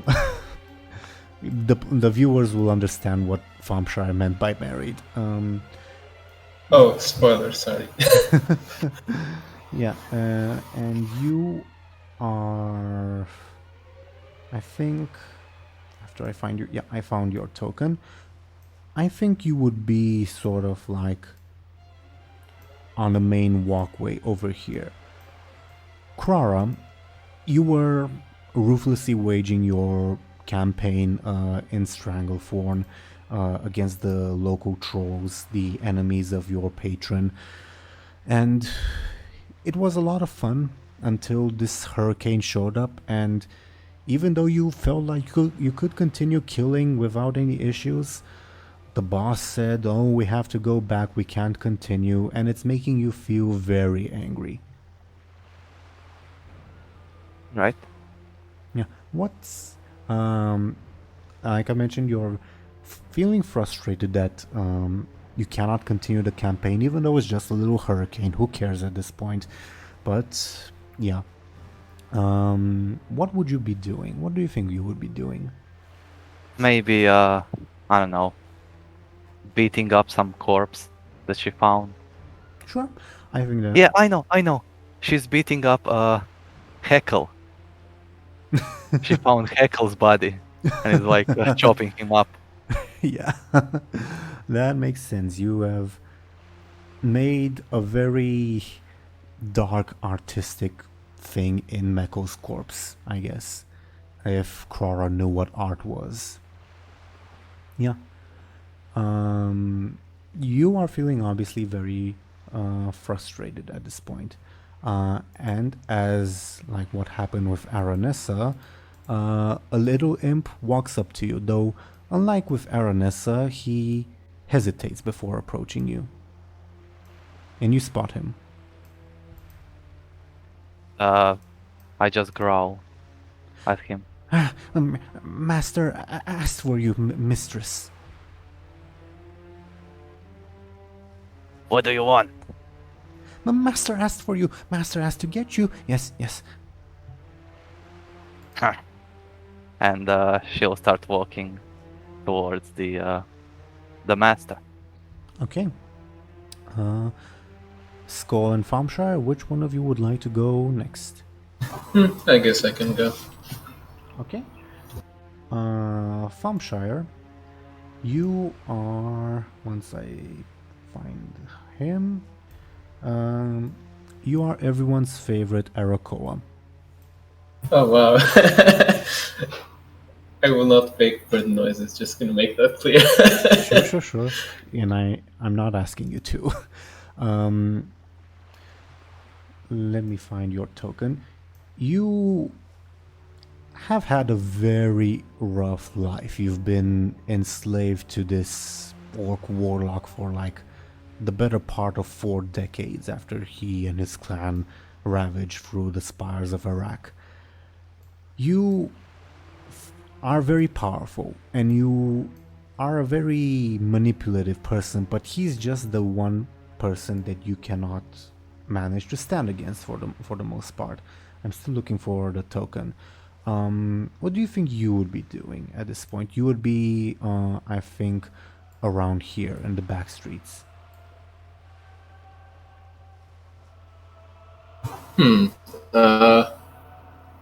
I guess it'd probably be pondering the events of the last few days or weeks or however long it's been. Yeah, you infiltrated Booty Base successfully. Nobody even like realized what you were doing. You managed to hijack the auction after a very rough battle, by the way. And for a time you even managed to like use the artifact that the master has been like yearning for all this time. Well, he had it like 3 decades ago and then lost it to the trolls, but that's another story. And after you had all that power and the master showed up, he said, "You're a shithead, you did an awful job," and he tortured you for a little bit. Oh, wonderful. And apparently I forgot to make a token for this guy, so I'm just going to copy him on the map again. But make him smaller. I'm sorry about that. Yeah. So, what would you be like doing, for lack of a better term? I guess it'd just probably be standing in sort of a corner, just keeping to himself. Eventually, as with everyone else, an imp will also come up to you and say, "Hey, slave birdman. Hey, hey, hey." What? Master called for you, slave. Master called for you. Shut up. Master called for you and is gonna punish you again. Yes, yes, I'm certain. Fine. Where is he? It is at his usual hiding place. Slave is stupid too. Slave is forgetful too. He kind of just puts his hand or claws or whatever in his face and kind of just tries to ignore him and go to that spot, I guess. Mm-hmm. Very well. And Skoll, you are, once I put him on the screen, you are an orc warlock named Grok Felmo. You are actually a close friend of the quote-unquote master, who you don't even see like as a master, but he's been like your buddy for several decades at this point. And once I find your token, you would be... are you still with me, Skoll? Yep. Okay. You would be sort of in this area where the portal to Outland is. And you would be supervising the work of some of the lesser warlocks that are in your group, your trainees. You think they're doing a very unsatisfactory job, but they're the only warlocks you have. All right. They are working to maintain the portal. What are you doing? What are you saying? Etc. etc. Keep that portal open. Why see any of you slacking? It's the Fellstalkers for you. Yes, Master Grok. Yes. One of them, your most senior apprentice, nods. Emphasis on the word apprentice because he's nowhere near your skill, unfortunately, even though you've been trying very hard to train all of them.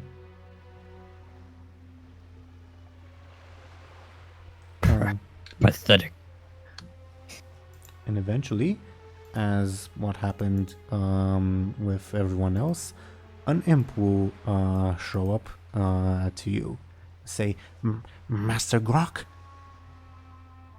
What is it? The Master called for you. Yes. Call for War Council. Yes. All right. Get out of my way. By the way, do you guys want me, like I did with Zelris, to type your characters' names in the chat? Sure. Yeah, Yeah. sure. Okay. I believe I was Clara. Going left to right in the like order you see on the top left of the screen. Thompshire, you are the Arakoa Kyrilla. DoomGoblin, you are Krara the Butcher. And Skoll, you are Grok Felmaw. Make sense? Okay. Yeah. As you guys are walking and moving,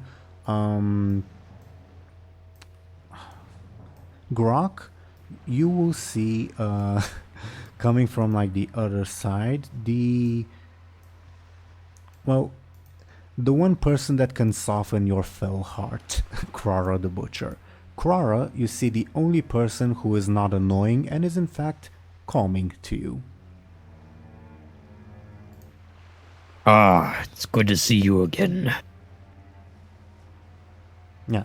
Are they like a Yeah, mate? Yeah, your mates, yeah. Grok, my mate. I brought you a gift. And she Oh. presents a necklace made of tongs. Ah, delightful. You hate it? Do you hate it? I can destroy it. No, it's fine. I just didn't get you anything. Don't worry. Just end this storm and I'll get all the bloodshed I can get. At this rate, I'll let you do away with my pathetic acolytes. Oh, it's been very boring. Grok, Boring and tedious. above board, you would have deduced alongside your friend, the master, quote unquote, that yeah, this hurricane is not natural, and you've tried at various times to stop it, like DoomGoblin mentioned, but so far you've been unsuccessful. The storm is more powerful than I thought. It takes something of Gul'dan's nature to maybe stop it. You're better than Gul'dan. He was a coward and a weakling. One day I will Go ahead, sorry. surpass him. Aranessa, you will walk upon the disgusting sight of two fell orcs flirting again. Kyrilla, you see this from a distance and you are free to approach as well. No, I'm not. I just think to myself, those two. I don't really want to walk past them, so I'll just kind of impatiently tap my foot and wait for them to move out of the way. Sort of above board, how these characters see their relationship with each other, well, other than the fact that Grok and Krara are married, I leave entirely in your hands. Mm-hmm. Oh, great. The elf has arrived. Shut up. Watch yourself. Mm-hmm. You'd be a very attractive tribute to the master at this rate. Again, Disgusting creatures. Again, Grok, the quote-unquote master, isn't really a master to you, more like a close friend. Do I know his name though? Like, Everyone else would know his name. I don't know if Aranessa would care to know his name. Do you think she would care? probably not. So that's probably all she knows him by. But to everyone else, you will know him by this name. I'll type it in chat. Garfoon Shadow Weaver. Okay. My good friend Garthoon would rather have you as an attractive tribute. You have her step out of line. As if. Telling yourself that. The imps look at the three of you very concerned. The imp that's next to you, Kyrilla, will like drag at your robes and say, come on, they need someone to torment, take out the anger. You're good for that, slave. Just leave me alone for once.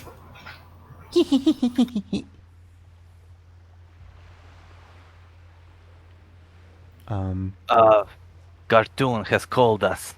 We better get going. Where's that slave? Grok, if you look to the north, you will see. Well, actually, Kyrilla, would you be hiding? You're very good at hiding. Yeah, I guess he doesn't want to be seen by those two, especially. Then they will not see you because you're very good at hiding. Well, you have the highest sneaky stat of this group. Don't they have a name?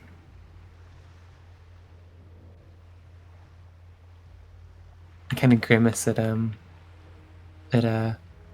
Grok. Do they? Does it matter? I roll my eyes. One of the imps will say, Master Grok, the Master, really wants to see you. All of you. Yes, let's go. Grok walks forward. What does everyone else do? I I'm wait gonna until the push. orcs all go out of the way so I don't have to be near them. Yeah, as soon as the orcs go in, I'll start walking as Yeah, well. same. I don't want to be in their presence. Sorry. Go ahead. I'm gonna push the blood elf to walk in front of me. Get your hands off me! Walk. You don't trust me enough? Walk. I don't think or I I'll will. carry you. I'd like to see you try. I'll try to carry her. Okay, I will roll for Krara, her forceful. Aranessa, how would you avoid that? If you wanted to avoid that, obviously. Probably a quick. Let me give you. Actually, it's a good opportunity to give your stats. Aranessa has a 4 in careful, a 6 in clever, 5 in flashy, 4 in forceful, 4 in quick, and 5 in sneaky. Jeez, I did not keep count of any of that. Could you put it? Yeah. And I'll actually do that for everyone as well. Aranessa has 4 careful, 6 clever, 5 flashy, 4 forceful, 4 quick, 5 sneaky. Okay, and let me find Krara. Where is this lovely fell orc lady? DoomGoblin Krara, you have a 0 in careful, a 1 in clever, a 5 in flashy, an 8 in forceful, a 3 in quick, and a 0 in sneaky. I've typed that Right. on screen. So from what I could tell, Bladebeard, Krara, you're making a forceful thing. Aranessa, how would you oppose now that you also know your stats? I will kind of create a little, I'll cast a very, very intimidating spell and try and intimidate using my flashy. Makes sense. Would you guys like to roll, or would you like me to roll for you? You can roll for me, please. Okay. DoomGoblin, what about you? Yeah, you can roll. Okay, so this is Krara, and this is Aranessa. Krara wins easily. Yeah, I put her like a bag of potatoes over my shoulder. She does. Aranessa, what's your reaction? I struggle a bit, but I end up just giving up because I just can't do anything. Grip's too tight. Yeah. Kyrilla, you would see this from a distance. The imp next to you is cackling. just for reference. Thompshire, are you here? Yeah. Okay. Did you hear what I said? Yeah. Okay. So, the three of you would, I'm guessing, walk in. What about Kyrilla? What does he do? As soon as they walk in, I guess I get on my way as well. Okay. Then I will put on screen the token for Garfoon himself, aka the big guy that said that Bladebeard DoomGoblin says is a Death Knight. Grok would be the first to walk in, and Garfoon would look at you and say, "Ah, Grok, good to see you. Come, tell me, how are the Warlocks?" They're very paltry and very slow. But they'll suffice for now, old friend. Not like we have a better option at the moment. One of the others, I also called for Krara, Haranessa, and Kyrilla. The elf I don't trust, but they're on their way. As for the slave, I don't know where he is, but he's taking his damn time. Well, we have matters to discuss, as you can tell. Krara and Aranessa, is it safe to say you guys would be entering? Yeah. Okay. Garfoon sort of gives you a nod, Krara, like a respectful nod, and says, and notices the potato sack you have, and say, I'm glad to see she showed up. I put the elf down. I kind of dust off my robes and try and look neat. We're all in this together for now, Lady Elf. Apologies for not treating you according to your rank, says the Warlock. Well, not Garfoon, yeah. Kyrilla, would you be entering at any point, or? Yeah, I guess about like between 15 and 30 seconds I enter as well. Okay. Luckily for you, I'm the forgiving type. I'll let that slide for once. We need each other at this point, in case you couldn't tell. Good to see you finally showed up, slave. I kind of bow in a submissive way. He will sit down at a table in the tavern and motion for everyone to sit as well.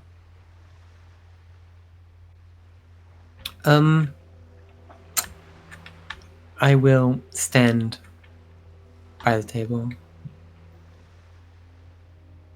He will give you a look and say, Lady Elf?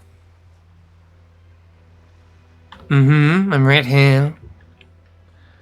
He sighs, and what does everyone else do? I'll Grok wait will, for the other to sit first. Yeah, Grok will sit next to his friend and probably his wife. Yeah. Mr. Slave? I'll take one of the two remaining seats. Sure. Yeah. The Garfoon will sigh and say, at this point, we're stuck. I'm Grok, above board. Actually, everyone except Aranessa, probably, mostly because she probably doesn't really care that much. Everyone would know that this mission in Stranglethorn, in this jungle place, was so that Garfoon could reacquire the Ephemeral Orb, an artifact that he has lost decades ago, and he did so. However, he stubbornly insisted that they should stay to kill the people who killed him several decades ago. And Grok, maybe it's up to you what you think. I imagine you might be thinking, we've done our business, let's just get out of here already. But it's up to you how you interpret those events. You do know that this little war has been dragging on for a while, and you're only 100 or 200 people. It's not really like a war you can sustain for a long time, if that makes sense. Make sense? Okay. Krara, you know that you want to kill stuff, and you probably want to safeguard your people. Up to you, and you think that safeguarding your people is following Garfoon. Aranessa, you know that that Garfoon has a big mighty artifact, and Kyrilla, you probably know all of this, but you're again a slave. So Garfoon at this point will turn to all of you and say, and we'll turn to Grok first and say, any luck with breaking the storm yet, old friend? No. Whatever this is beyond my capabilities.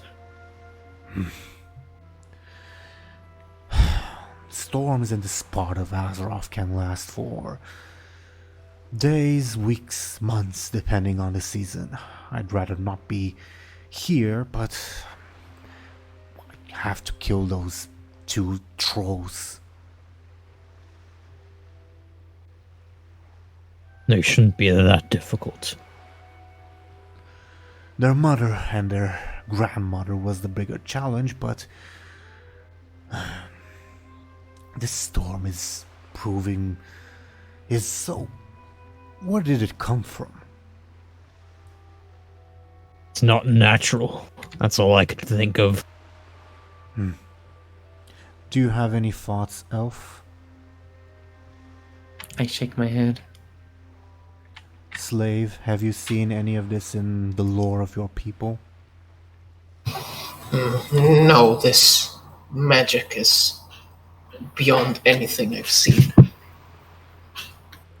Garfoon sighs and says, well, fortunately we need to start thinking about keeping our people fed while we wait out this storm. And he turns to you, Grok, and says, think we'll be able to get any supplies from Outland? The Warlocks can keep up the portal, maybe. They're being very shabby with their work. He takes out the artifact, the Ephemeral orb, and ponders it for a while. Grok and maybe Krara, you would know that this artifact has been in your clan, the Bone Chewer clan, for as long as you've been alive. Though it wasn't always fell green. That's all. That's pretty much all you know. Garfoon is the only one who has managed to unlock its secrets. But he looks at it in frustration and says, "This thing won't help. I think we're out of options at this point." Any ideas? Anything? We could always try eating sewer rats. I don't know. I suggest we start sacrificing any townsfolk we can find. Their blood could be used to empower rituals tenfold than what we're doing. Garfoon nods and says, "I'll have the imps scour the town again. I doubt we'll find anything, though. Would have been useful if we'd had a source of troll prisoners at this point." If I may, Master, I hear these forests are filled with animals, so if we could spare some troops, perhaps.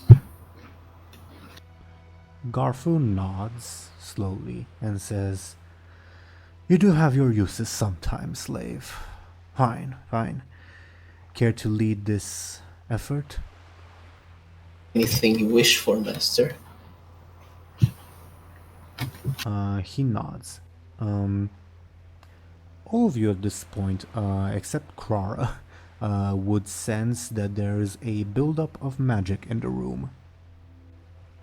Can I look at the or can I try and sense what it is? Yeah, I will roll. Actually, you don't even need to roll, Aranessa. It's the beginning of the end point of a portal. Like someone is making a portal that ends there.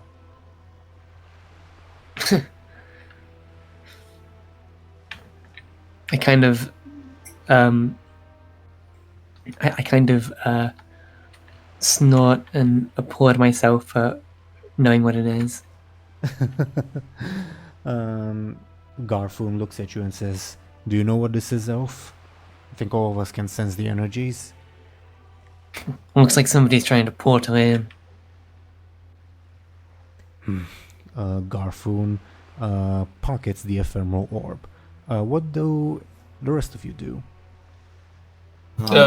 Do we know what sort of magic it is, aside from... Grok, you would recognize that it's not fell magic, but that's about it. Kyrilla, you would sense that seems... It does like spark a memory, like it's related to the magic of your people somehow, but you're having trouble like connecting the dots. Krara, you see people being agitated for no reason.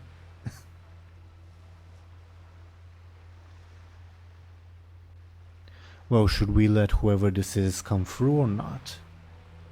With your power, Master, I'm sure you could defeat them. Weren't you all just complaining about food? I think, maybe your wish has come true. At this point, he will allow the portal to open, if that's alright with everyone. That's fine with me. Yeah. And Yeah. out of the portal will come out a familiar character. This gentleman, accompanied by two of these gentlemen. Yeah, for a second I thought he was gonna come with 2 mecha goblins. Well, he will bring one, that is true. He'll bring one mecha goblin.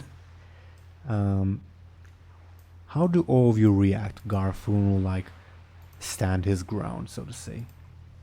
I guess I'd be a bit startled and stand up. Clara will stand up and pull out her weapons. And what about Grok? Grok will observe what his master's tone and like what exactly the movements he's doing based on him. He's ready for anything, but he is like not like going to immediately attack these people. Grok will hold up then a fell fireball, but not to cast it. He kind of just holds it in his hand for now.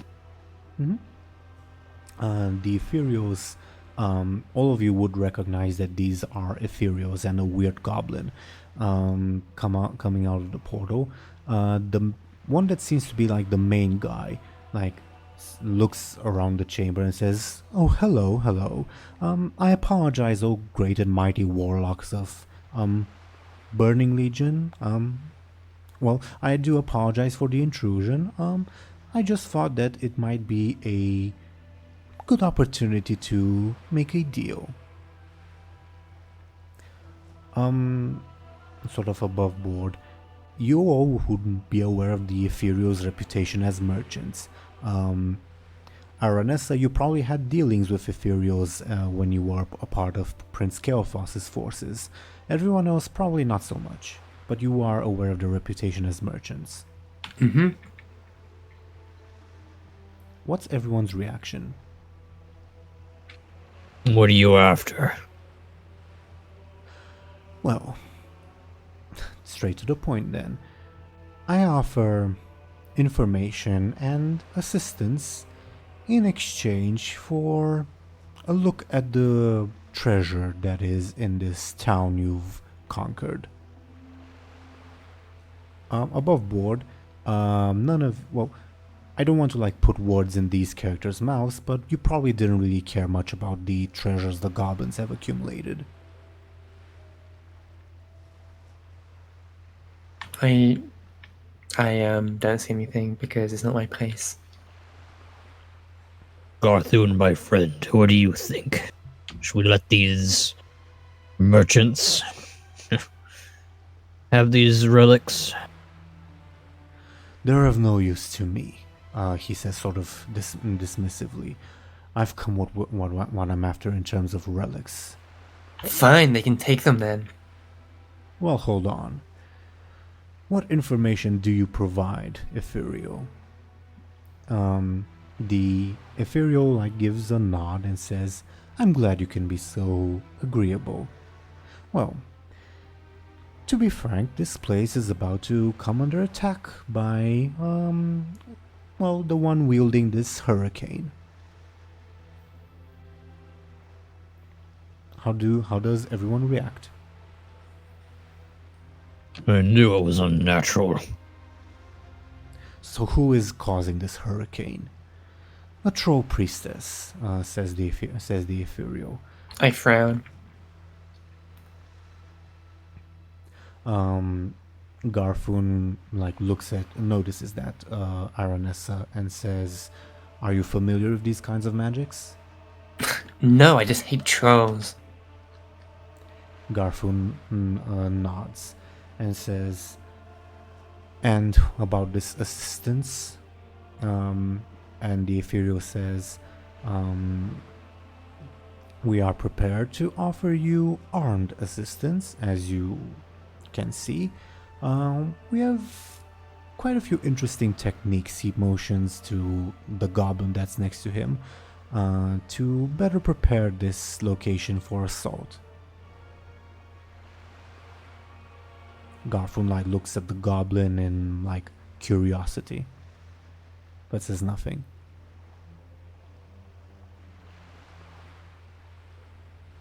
And then he turns to Grok and says, "What do you think?"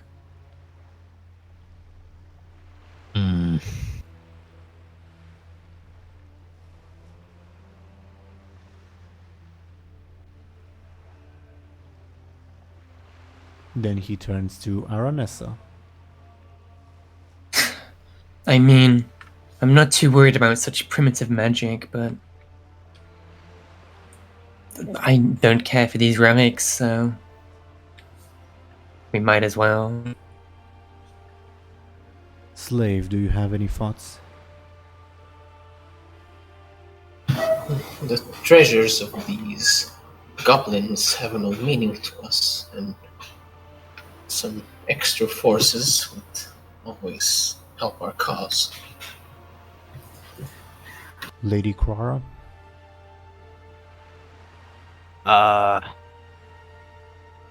She shrugs.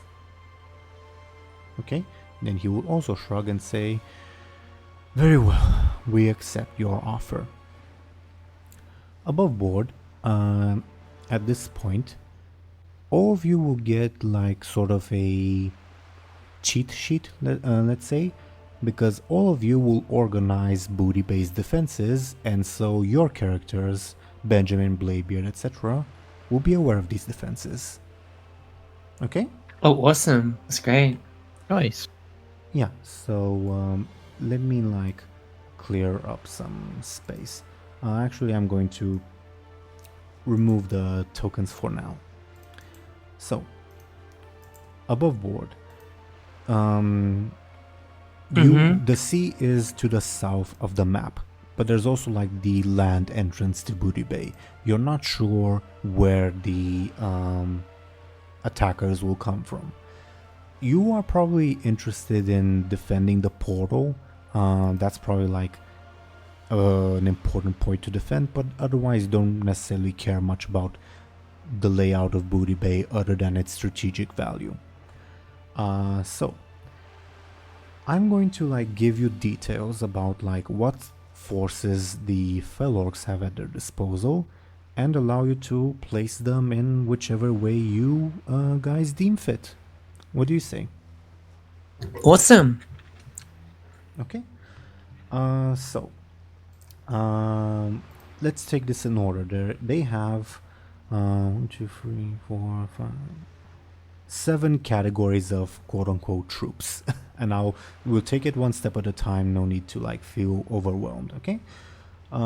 First of all are when I put them on screen, you guys have a big group of like quote-unquote civilians that are basically an armed mob that you've taken with you.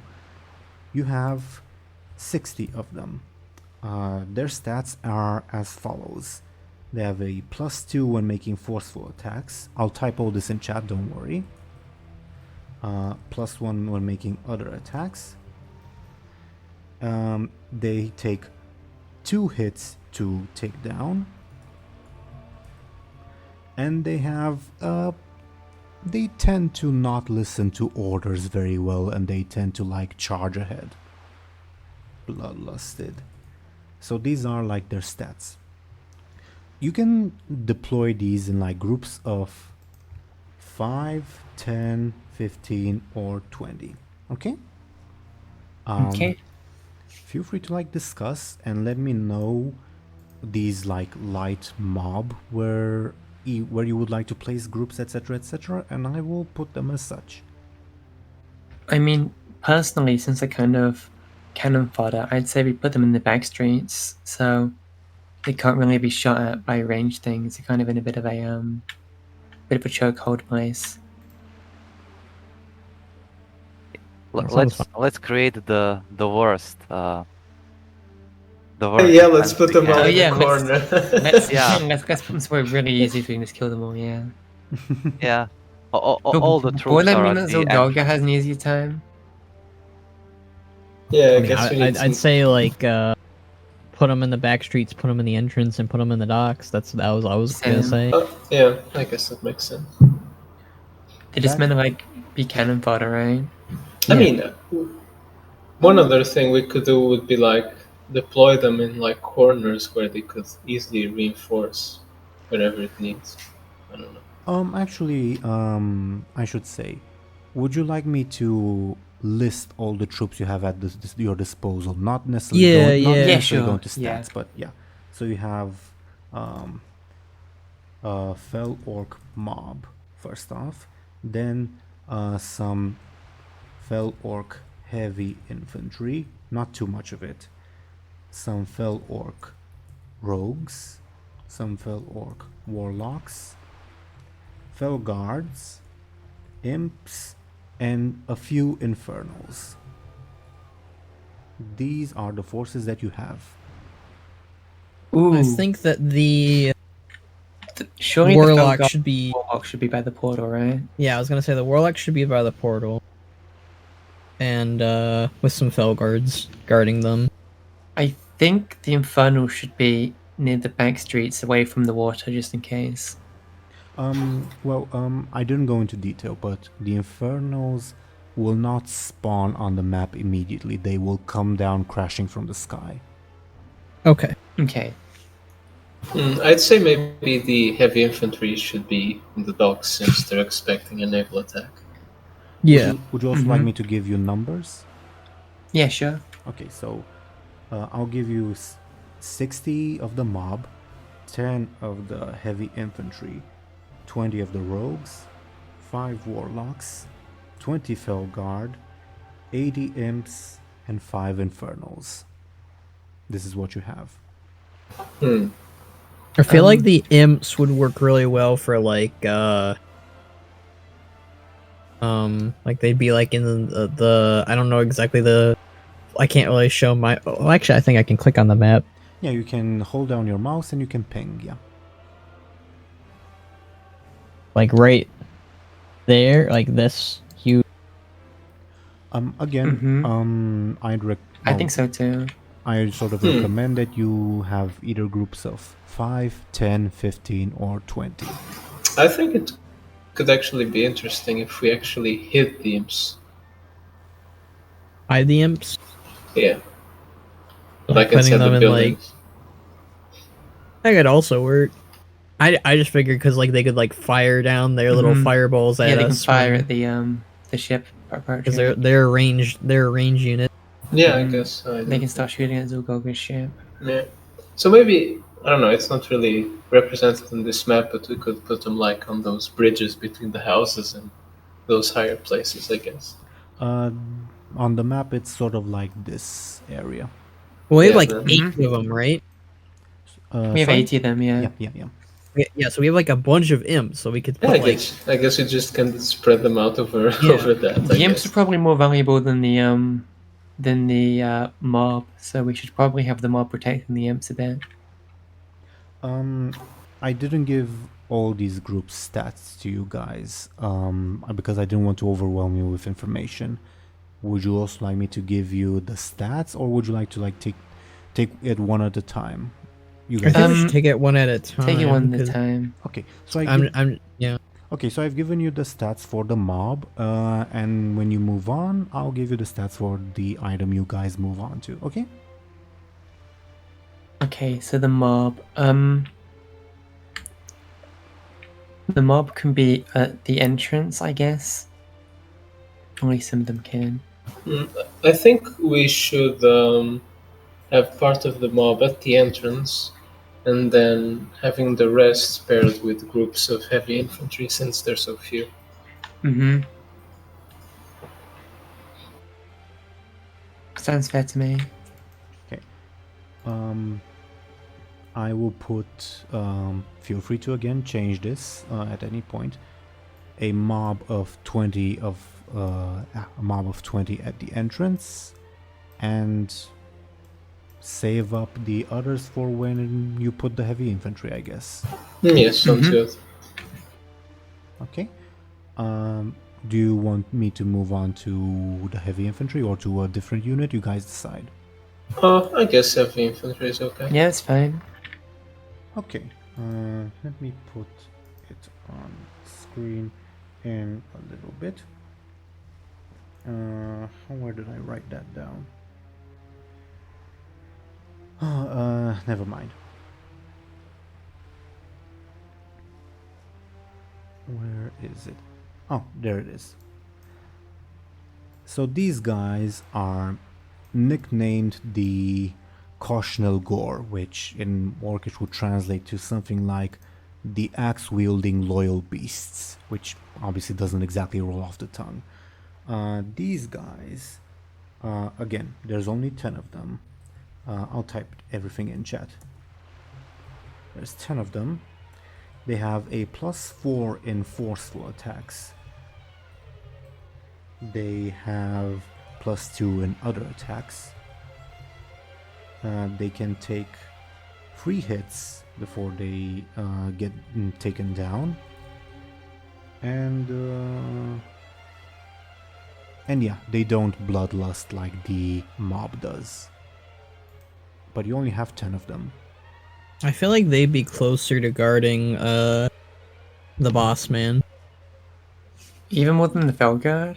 Well, would you like the boss man to stay secluded, or would you like him to take center stage? I figured the boss guy would be like where C is. Okay.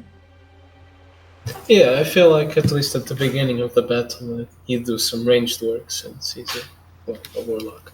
By the way, how close do the Warlocks have to be to the portal? To like, The portal is self-sustaining. It only needs like a sort of booster shot every now and then.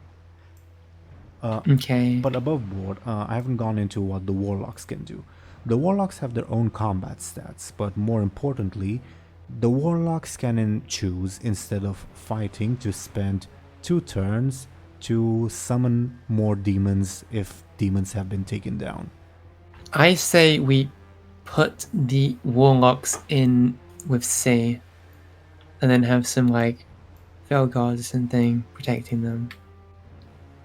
Yeah, that's what I initially suggested. Would you like me to give you the stats for the Warlocks, or? I guess, but Well, I'll put them in there. C is a closed building, by the way, not like an open space. Yeah, I figured that the Warlocks would be by the portal and at sea with the Felguards. Up to all of you. How many do we have? So, of Warlocks, you have 5. Okay. I think we should have half of those summoning more demons. If you only use half of them to summon, it will take 4 turns instead of 2. Oh, okay. So we have to use all of them to summon. Mm-hmm. Yeah, I'm fine just leaving them somewhere to summon all day then. It's fine.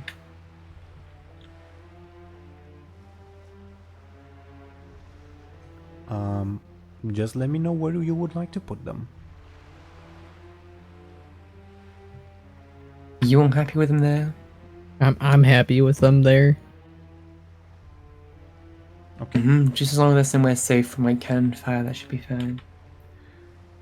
Just so you know, the Warlocks have a +4 in Force, +4 in Clever, +1 in other attacks, and they take 2 hits to take down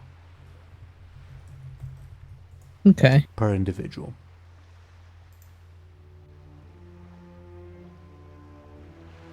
You will see that the heavy infantry takes 3 hits, the mob takes 2 hits. The imps, for instance, only take 1 hit, for instance. Yeah, I'd keep the warlocks in that building, the auction house, just to summon. Just so they're safe from like being shot at by cannons or whatever. Okay. Let me know if there are any objections or anything like that. Nope. Pretty chill about it. Okay. You guys were also talking about the heavy infantry. Yeah, I'd say that, like, how did they ping again? Hold down the mouse, left mouse, and then let go. Oh, okay. Yeah. Like, have half of them here, and then the other half here, and then they'd be accompanied by a group of Felork mob. Oh. There's 30 left, or 14? 40. So, I guess 20 of them would be with each group. Makes sense to me. Just let me know if there are any objections or anything like that. No, I'm fine with that. No. Just so you guys are aware, I have like different tokens for like a mob of 20 versus like a mob of 10 or a mob of 5. So we should be able to tell them apart on the map if need be. But I will put them there. Okay. The next item on the list would be, well, obviously you are free to choose something else, but in the list would be the rogues. I would assume they have knives, right? Let me give you their stats. Orc Rogues. You have 20 of them. They have +4 in sneak, +2 in other attacks. So you would use them perhaps to ambush or stuff like that. They take 2 hits to take down. Yeah. So we have 20 of them? Uh-huh. Maybe we separate them in 2 and put them in each side of the back streets, maybe? Yeah, I was gonna I was suggest the back thinking of that. streets, and then like maybe some of them, in like D, or like even with the like some of them are like hiding with the warlocks to protect them in their own mischievous ways. So how many do we have? 20? 20, yes. And we can split them into groups of 5. Well, 2 groups of 10 or, yeah, 5 or 10 or 20, yeah. So we have 5 in each corner of the back streets. I'll put those tokens.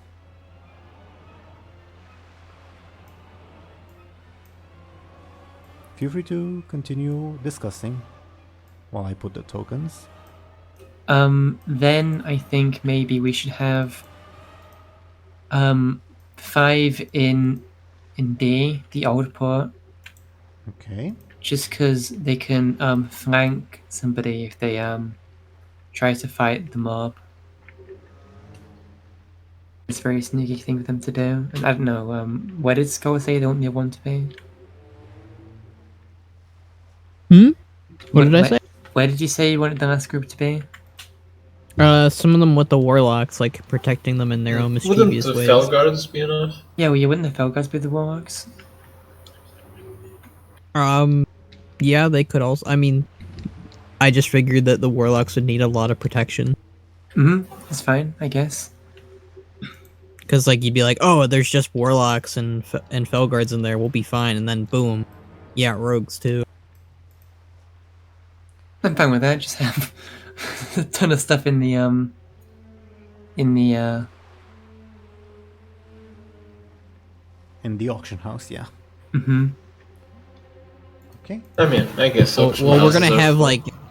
like, imps and Felguards littering the whole I mean, place, too. I mean, so. if it takes them like 2 turns to summon demons and it takes them more than 2 turns to kill a single unit, then you know we'll have demons for days. That's why it's important to keep them safe, but also when we fight them, we're gonna have to take them out immediately. Yeah, I hope Zelgalga cannon bombs the auction house. Let's just let Zelgalga fight them. And anyway, that's all the rogues, right? Yeah. By the way, we are discussing units at the moment, but you can also think about where your 4 characters would stand in the defense. Oh, as in the ones we're playing right now. Yeah. Aranessa, Grok, Krara, and Kyrilla. Is there anyone that doesn't treat him like shit? I think my character probably wouldn't, because they're both kind of magic-y races, I guess. Well, I meant more on the unit side of things, but I guess that's useful information. I feel like the orc mates might be with each other, wherever they are. Thompshire, to answer your question, all the fell orcs think of you as a slave. The demons, the imps make fun of you, and the fell guards don't really care about you. Then I guess if everyone is okay, it'd probably be with a small group of fell guards or whatever. Okay. Okay, we'll see when we get to them then.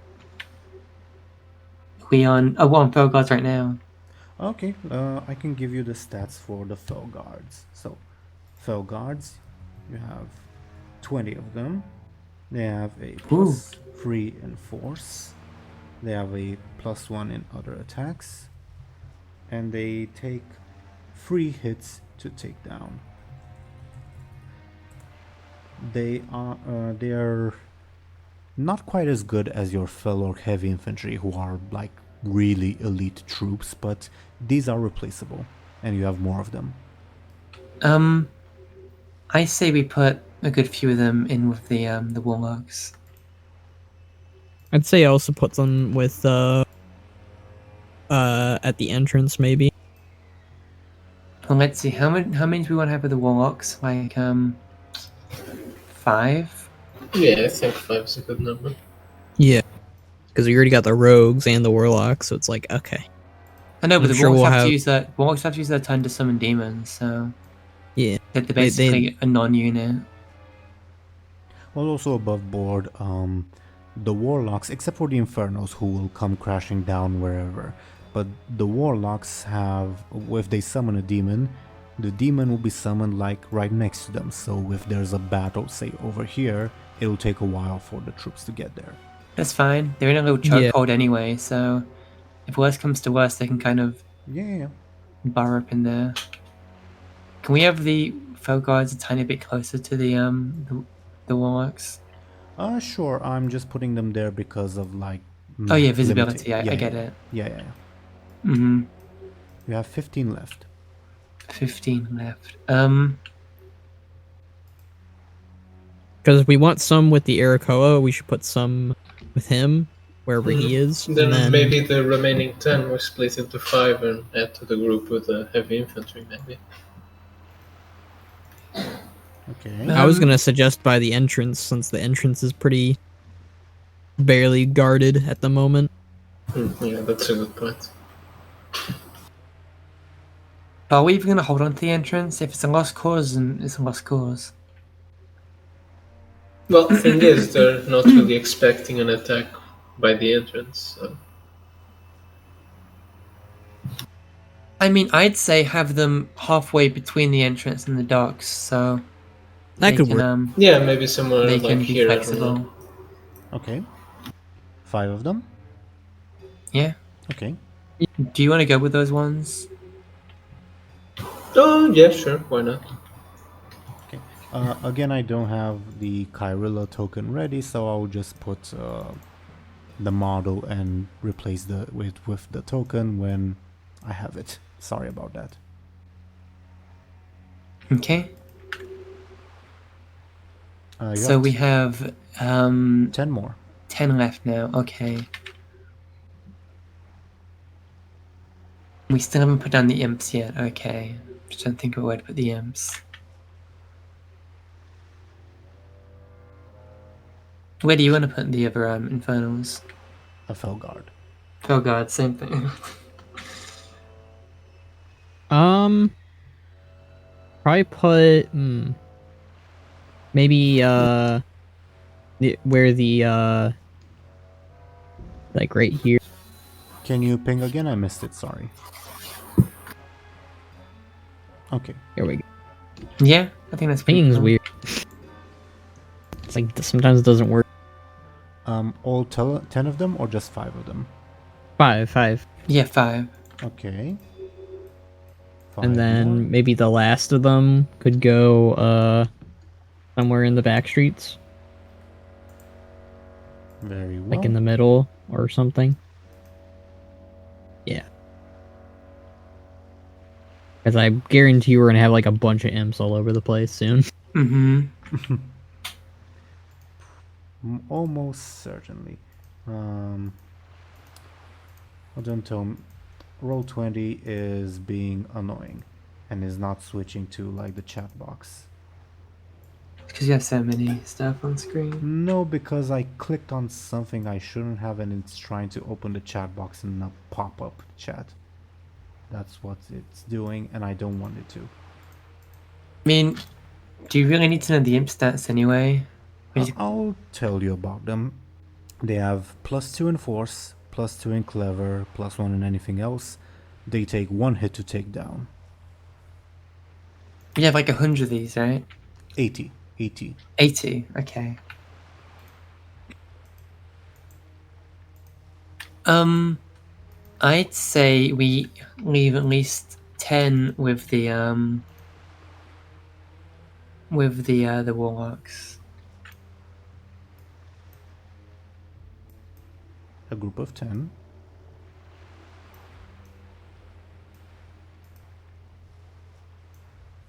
And then what? I think we should have a ton of them, like in between the mobs and the heavy infantry. How many would you like? We have 70 left. 70.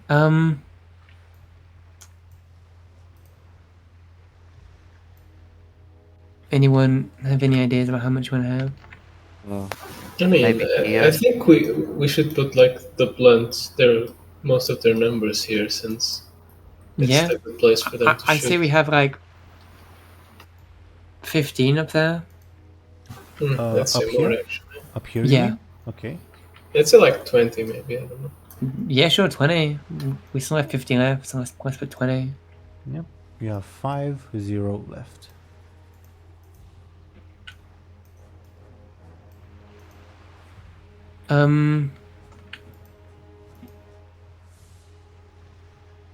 Where else can we put them? Is there any room on there for more imps, or is it for Where exactly? where we were with the last imps? There is room. There is more room if you would like more there. Maybe a group of 15 on there. Okay. So we have, let's see, 15 plus 20, 35 on there. That's cool. Mm-hmm.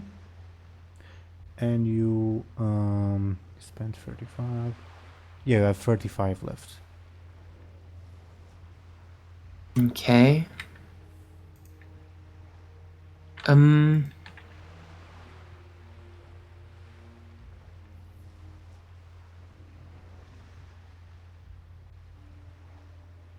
Maybe here to distract people from the rogues. Sure. How many? 20. Okay. You have 15 left. I say we put 5 in between each side of the Felguard and the Orc Rogues in the back streets. Okay. And you will have 5 left. And we put 5 in the water, like here. In case fish come to attack us. So should we give 5 to the to our master friend? He's a bit lonely. You all would know that he can definitely handle himself. That's why he is also open to the idea of fighting on the front line. I mean, you could have them with you as well. I don't know. Yeah. Just in case he needs to get messages out, I guess. I don't know. Yeah, that's actually a good point. Since, Fair point. I've put them there. Next there is the Infernals, who again will like come crashing down. If the enemy attacked by boat, they will attempt to crash onto the boat. If they will attack by the entrance, well, the entrance is a tunnel, they will attempt to crash on the enemy when they come out of the tunnel. Makes sense? Mm-hmm. yeah. Okay. All that's left is where your characters would be positioned.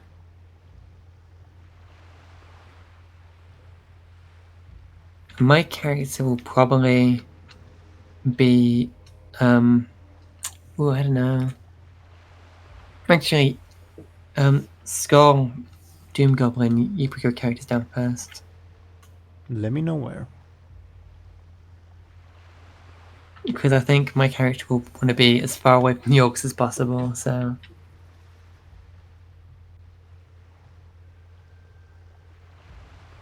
Okay, I'll put your characters there. Oh, wrong thing. Wrong thing again.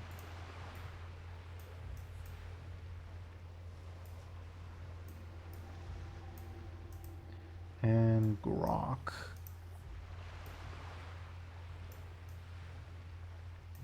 Okay. Okay, my character will probably then...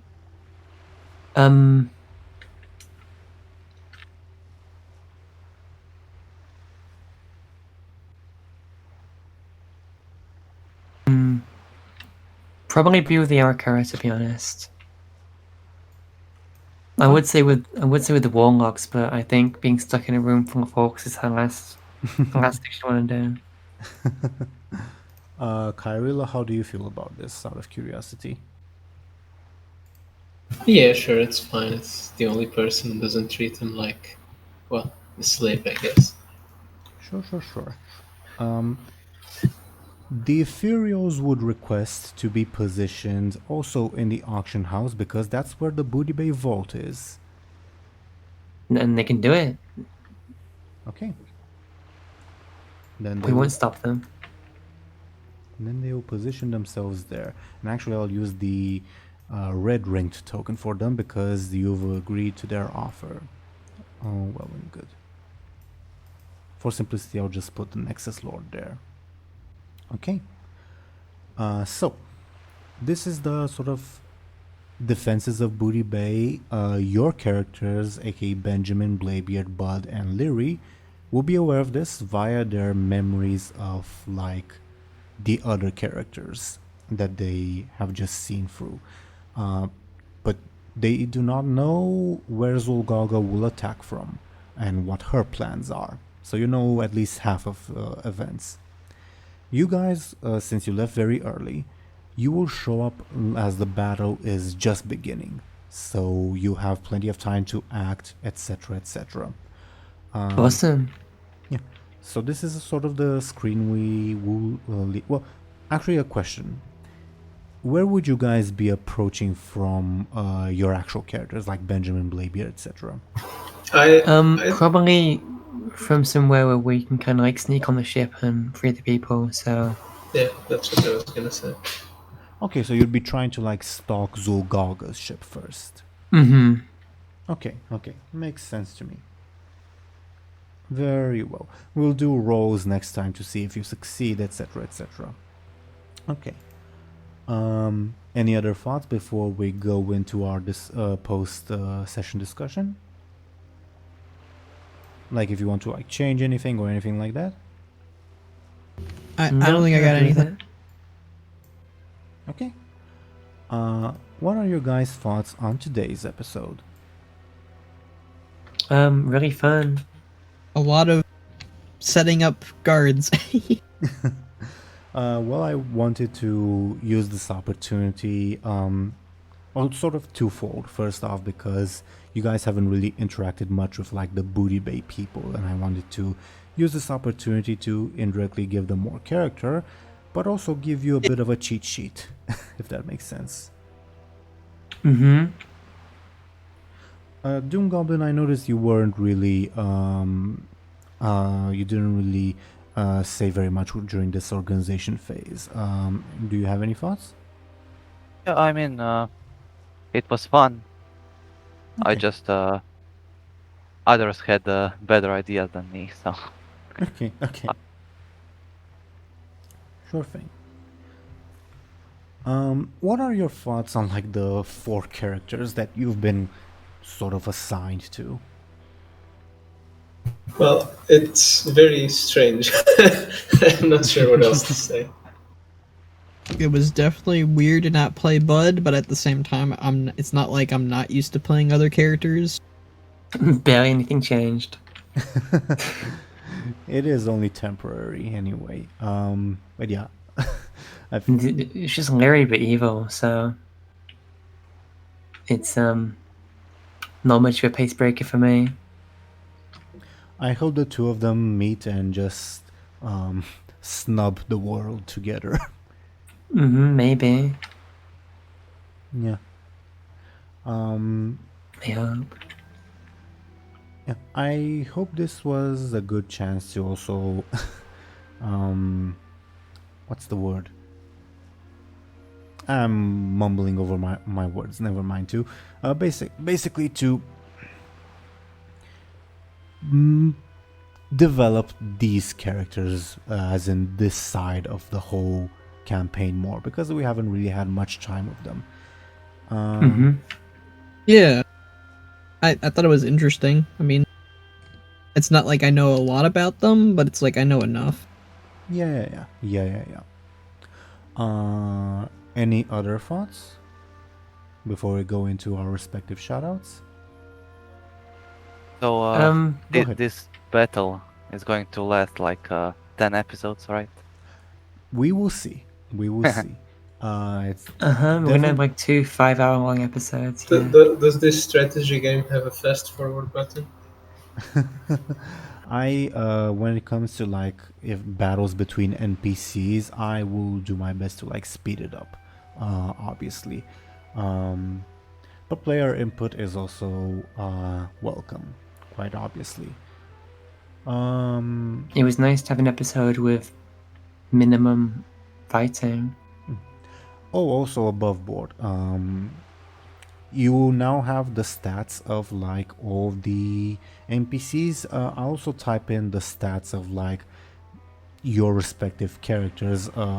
Zelris and DoomGoblin, you already know yours. But Skoll and Thompshire, I'll type yours in our Discord because Roll20 is being annoying to me. Just so you guys have them in mind, it might help you like with your strategy if you ever come to fight them. Okay? Mm-hmm. Is this kind of a bit of metagaming, or would we somewhat be aware of the strengths of the people we saw through? I A bit of both. Obviously, the stats are metagaming, but you would be aware of, for instance, Krara, Bladebeard's character, has a 0 in careful, for instance, but an 8 in forceful, which is probably something you could already like deduce from like her previous appearance. But Bladebeard is now like intimately aware and can share this information that she is a big brute, but she's not particularly smart. And also, Bladebeard and Buhd would be aware of the like relationship between Krara and Grok, and would be aware that if, say, like one of them dies or is taken hostage or whatever, it would definitely influence the actions of the other. I hope Bud takes the opportunity to try to break up the marriage by having an affair. Oh my god. Oh no. I winced a little, but yeah. We will definitely see how this goes. Yeah. Also, the portal is open, so there's definitely the possibility that, like, in the middle of the combat, they'll say go, or they'll like send an imp, go to Outland and get reinforcements, and that might definitely happen.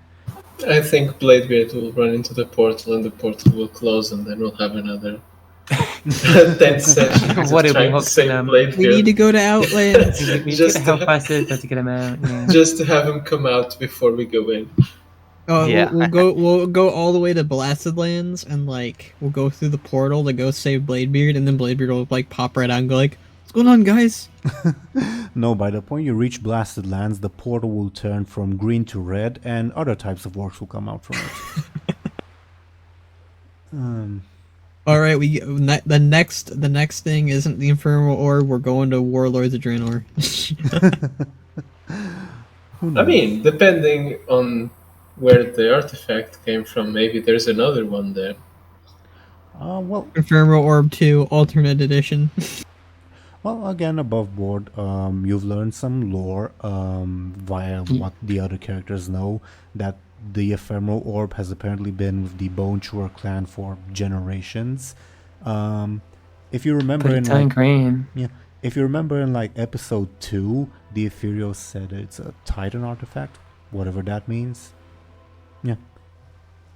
Then there's probably another ephemeral orb on alternate Draenor. Who can say? But I hope we don't reach that point. Well, as in, don't reach that point with the storyline of Bladebeard being trapped on the other side of the portal or whatever. Yeah. So your characters will definitely go into the next episode with foreknowledge and on all of this. Above board, you can also like use this information not just to like fight these characters, but also say convince like maybe the Oracle or the Blood Oath Lady to switch sides, because they're like the ones that are least committed. There's plenty of possibilities, and you can all share the information that you've learned. Awesome. Could have we can we put some troops on the island with the statue Sure. far away from everything? Sure. It's too late. Let's put an infernal there instead of the statue. I will say it is not necessarily too late, and if you have like any idea of something brief that I can move around, feel free to let me know. But again, they will be separated by a body of water from the rest of Buhd Bay. So like, Infernals might have a rough time swimming, for instance. No, maybe we the players, we can go there and just watch everything happen and eat popcorns. I leave it up to you entirely. Yeah. I don't think there's anything else? Oh yeah. Also, any thoughts on the RP events of the first half? Bladebeard playing Bladebeard, I guess. Yeah, that was fun. Yeah, you definitely caught me by surprise, DoomGoblin. I definitely thought, okay, so this is going to be another like Golden Skoll type episode. Okay. Not in a bad way. I love all of our sessions. Yeah. I hope you will see the old dwarf again soon, but who knows? It's pretty much in the hands of Groll at this point. Yeah. Any other thoughts before we go into our shoutouts? Not really. I think I'm good. I'm fine. Okay. Well, above board, since my Roll20 chat broke, I can't like do rolls to determine the order of who should talk about themselves first. Do you guys have any preference, or should I just like pick randomly?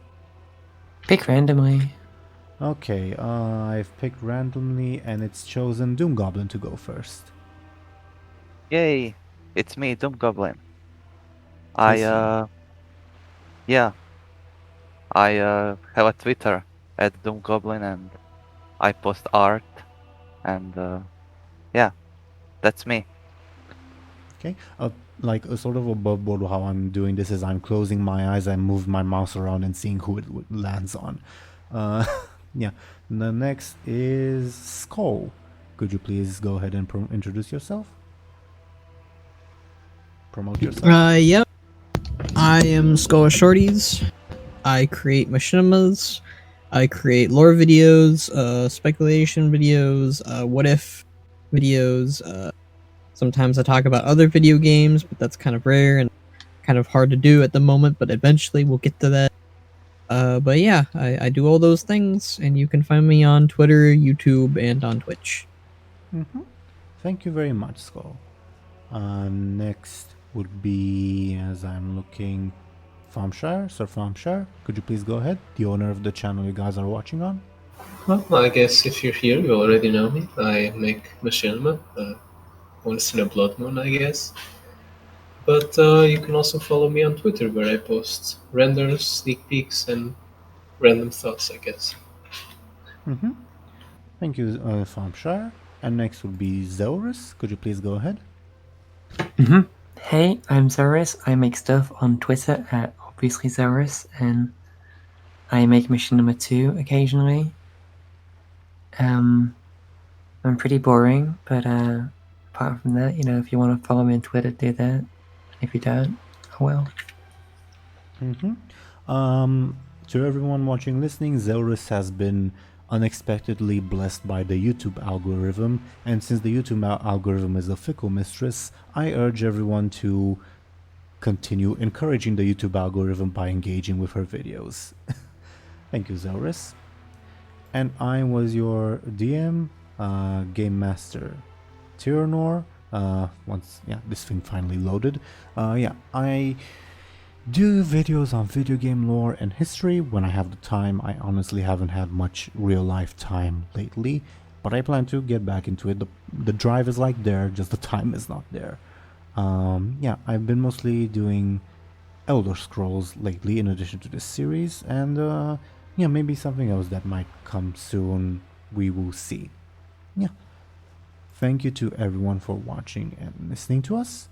We shall be back next week on my channel, actually, and we shall see you there for the first part, well, maybe even the last part, who the hell knows, of the second battle for Booty Bay. Okay? Thank you, everyone, and we'll see you there. Goodbye. Bye. See ya. Bye bye.